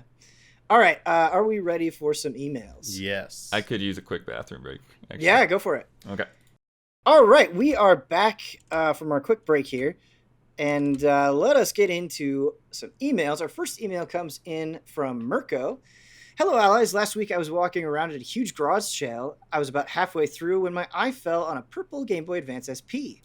I picked it up to see if it was still working, which it was, when the guy said, €60, sir. I said I'd think about it and went to check out the rest of the garage sale. But it was like in the cartoons, a little angel and a little devil popped up on my shoulder. The angel telling me I don't need a Game Boy Advance SP since I have the GBA player on my GameCube and my gaming collection is already getting out of control. Also, secondhand Nintendo games are ridiculously expensive and a bitch to collect. But the little devil went, dude, these things go for 160 plus euros on the internet, and it would look really good in your collection. It's so tiny, it will hardly take up any space. So yep, the little devil won, and I'm now very happy with my GBA SP. Do any of the allies like to visit garage sales or flea markets, and what is your biggest catch? Mine is a free Super 8 projector. Love and respect from Belgium, Mirko. I have not been to any of that type of stuff in forever. The closest thing was at some anime conventions. They'd have something called a swap meet. Well, I mean, I know what a swap meet is, but their version of a swap meet, and there would sometimes be some cool things like that. I think I saw some CD for a video game from Japan import that I kind of wanted, but they were asking a little bit too much for it. But otherwise, yeah, I've never gone to one of the like a flea market or a garage sale and found out like that like lost treasure thing, like, oh man, an unsealed copy of like Stadium Games, or I was like, no, nothing like that. I wish. Yeah, it's just not something I'm really into. A lot of the times, yeah, I tend to be the other way around, where it's like I know what I'm looking for, and I try to just try to find it at used game shops or whatever. Um, so yeah, haven't done the garage sale circuit for quite a while. I think I did. I do have a stack of NES games I got back in the day. Nice. That was just like, yeah, here's a stack, and then like $10 or whatever. And I think like Double Dragon and Caveman games and stuff were in there. It's yeah, mine aren't from garage sales; they're from game stores. What's funny is I don't I don't know if I've played either one of them yet. But when I worked at a game store, somebody traded in Panzer Dragoon Saga, and I got it for a ridiculously cheap price, which was awesome. Oh, Um, nice. and I've uh, played Steel Battalion before. I played it Mm. at PAX, and it was awesome with like the full setup and everything. And I saw somebody selling the full setup at a different game store in Iowa, and I bought that as well. Oh wow. So I was pretty happy about that. It's still in Iowa, sadly, but yeah, that was a pretty impressive find. I know I've been to SoCal Gaming Expo. It's a retro gaming expo like many years ago. Mm-hmm. Had some like cool. That's where the Super Nintendo PlayStation was. Oh, The guy who had it on display there. Yeah, that's Sorry, super that's the cool. one. Like, so I didn't personally get it, but Right. they also had a ton of like Saturn games. Like all those expensive Saturn games Yeah. were there. Right. Bunch of cool like old pre Nintendo Power Nintendo stuff, like the Fun Club stuff. Yeah, the newsletter. Yeah, like cool stuff like that. So hopefully I can go back to it someday. But as close as I came was something like that. Honestly, now that I remember. Cool. Our next email comes in from Jared. Who asks? He's done this before, but it's such a good idea. I really like it. Hello, Ben and Allies. With E3 season or Summer Game Fest season, here I wanted to play a little game I like to call Video Game Stock Watch. Whose stock is up? Whose stock is down? In this hypothetical, Okay. who would you be investing in right now, or who would you be frantically trying to sell off? Whether it's one of the big three, or a specific game franchise, game, or even studio, I'd love to hear what you think. For me, it feels like buying stock in Resident Evil feels like a great investment right now, after the reveal of Resident Evil 4 Remake, as well as everything else coming. It also feels like Sony and Nintendo especially are poised to have some killer exclusives in the next year or so. For selling stock in something, I'm going with Halo, as much as it pains me to say. Infinite has so many problems, 343 is a mess, and that TV show was yikes. Well, we'll just leave it at that. What are your picks? Feel free to post this question however you see fit. I think Capcom in general is a good company to invest in right now. Yeah. Yeah, I always read the investing wrong because like you want to buy low, sell high. So like something like Halo is if it's an all-time low, it's like I mean, I guess the outlook's pretty bad too, but Right. but something's like maybe not doing so well, but you think it's gonna. Would you buy that? So like That's it. Yeah, that's a good point. Anyway, Yeah. just factoring into my equation here because obviously for the things doing well, I would definitely Capcom is probably like one of the best investments you can make right now. I mean, Street Fighter 6, Resident Evil 4 remake, and then we got a showcase. Who knows? Rumors like all sorts of other games people are like hoping will come true. I mean, if they announced that Dragon's Dogma 2 exists or something, I mean, man, you regret not getting in right now because that stock's gonna skyrocket. They say the words of Mega Man, man, you could be living a good life. Monster Hunter as well. I mean, there's a lot of killers under that umbrella. I don't. Square Enix is one because like I'm like high like 16 is good, but it's a long way out. They got Kingdom Hearts. It's a long way out. Long way out. Yeah. Final Fantasy Remake 2. Still haven't heard anything about it yet. So it's like, do they have any like thing coming out in the near future that is really strong and like that makes you feel confident about them? Because Forspoken, as much as I follow that game, I'm still very worried about it. And we haven't. I don't know if we're going to see it this week at anything, but like I think it'll be a little telling if we don't. That especially when it's supposed to be coming out in October after original delay, it's like, maybe. And I mean, they also had Triangle Strategy was good, but there were a bunch of other misfires earlier on this year from Square Enix Still no pixel remasters coming to console. Don't know what they're thinking there. It's shocking. Like I don't understand. Their CEO is obsessed with NFTs right now, and like they just diverged of all of Eidos, and it's like, okay, well, it might be time to sell, or I guess maybe buy now because they're at a low. But like if you're looking to like get rid of them because they're doing bad, I would be selling right now. But like maybe buy because in 2 or 3 years your return's going to be awesome once Kingdom Hearts 4 and all the Final Fantasies start rolling in again. I'd actually say SNK would be a good bet. Kingdom Hearts 15 was awesome. Metal Slug Tactics looks awesome. I feel good about the direction that company is heading in. I'm still trying to think of a sell, but buy, I would say IO right now. Great. Like yeah. Hitman's kind of, they're doing their year 2. They're in a little bit of a lull, but we know, they've got that James Bond cooking, as well as probably, something else, whether it's another Hitman or a new franchise or something along those lines. But yeah, Bond in particular, I think once that gets revealed, that's going to be a huge, huge deal. I think that's a great pick, Blood. Yeah, and then definitely feeling Damiani Square Enix, because just right now it just feels like it's going to be a bit... For sell, the easiest sell in the world is Blizzard. What the hell is going on in that company? That's pretty easy. That's true. That's good. Yeah. Also, Ubisoft, I just like... For sale? Yeah, we don't even have any news on like a Ubisoft conference right now. Yeah. They're in a weird spot. I was going to say there's nothing they're currently working on that I care about, but that's not true. I guess I care about Assassin's Creed a little bit, but Mario and Rabbids I do. The Mario and Rabbids sequel should be good, but Splinter Cell seems a long way away. Skull and Bones is a mess. Yeah. Assassin's Creed, like they have that. Remember, like they have that Infinity, Assassin's Creed Infinity or whatever. Yeah. And it's like, is that gonna actually work out? Yeah. Who knows? What is XD Defiant? Ugh.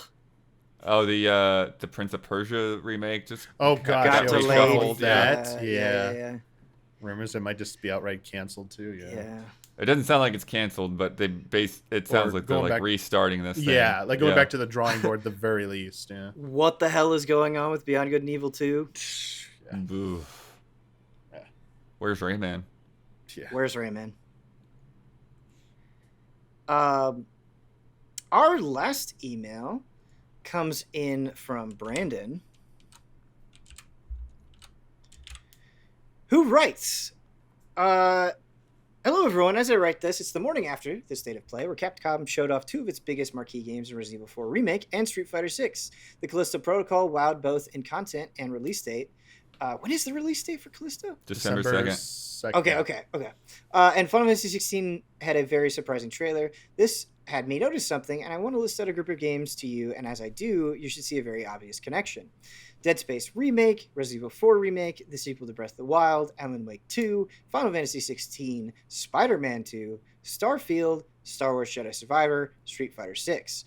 I'll stop the list here, but as I'm sure you noticed, as of this writing, all of these games and more currently have a projected 2023 release window. Now, this has me noticing for the last few years, I found myself saying around this time, will next year be one of the best gaming years ever? And when delays always happen and it doesn't have as much impact as it initially thought. Take this year, for example, Breath of the Wild has already been pushed out. God of War Ragnarok still doesn't have a date, despite assurance from developers it'll be 2022, and aspects of the game being talked about. Which, as of now, and this could possibly change in a few days, Elden Ring is by far the only heavy hitter AAA game of 2022 so far. So this is incredibly long lead in to ask you this. What's coming is great and all, but do you think it's actually a bad thing to be in a constant state of, but next year, though, when always looking ahead at what's in development? Thank you for taking this email if you do, and stay easy, fellow allies.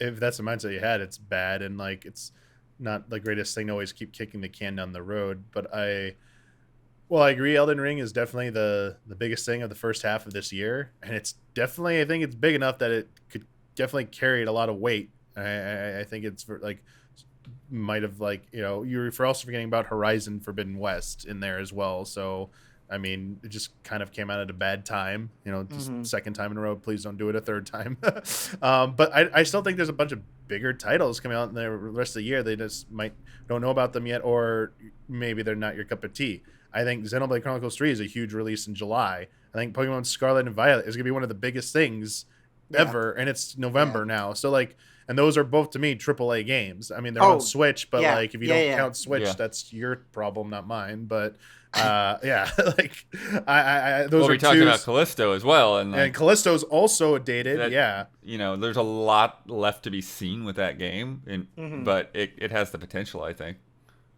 Yeah, I think there's already like 3 or 4 big titles that are coming out, and sure, it seems like a ton of stuff is coming out next year. It might make one of the biggest years ever, but we do go through this a lot. I will concede we do go through this. Last few years, it does feel like, oh man, next year, look at all these games come out. Because before 2022, we were like, dude, Breath of the Wild sequel, Elden Ring, and like blah blah blah is coming out. Like, it's gonna be like a repeat of 2017. It's gonna be huge, and then like, all right, 3 months in the year, all right, Breath of the Wild got delayed, and there's something else got delayed. It's like, all right, well, you know what? Maybe not this year, maybe next year, but don't let that take too much focus off the year, because the year's only half over, and I still think a bunch of good games came out so far, and there's still good games left to come out this year. Like, don't write off the year just yet.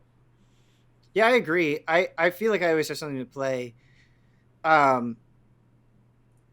But I think the problem that I have is, like, I feel like the industry actually just like moves on too fast. It feels like games are popular for like a week or a month, and then they're like completely forgotten about for the next thing.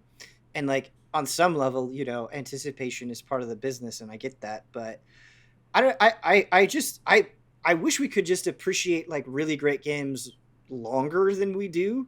I think we're like drowning in so much stuff that like you constantly feel this need to keep moving on. But I don't know. Sometimes I feel like things don't get enough time in the sun. Definitely agree with that. Though it's weird to me that, I guess not weird. It's nice to me that I do have a counterexample, because like Elden Ring, and like, I'm not the biggest FromSoft champion. I love Bloodborne, and I really like Elden Ring. Yeah. But man, I keep wanting to go back and play that game every now and then. It's like, hey, it came out and ended.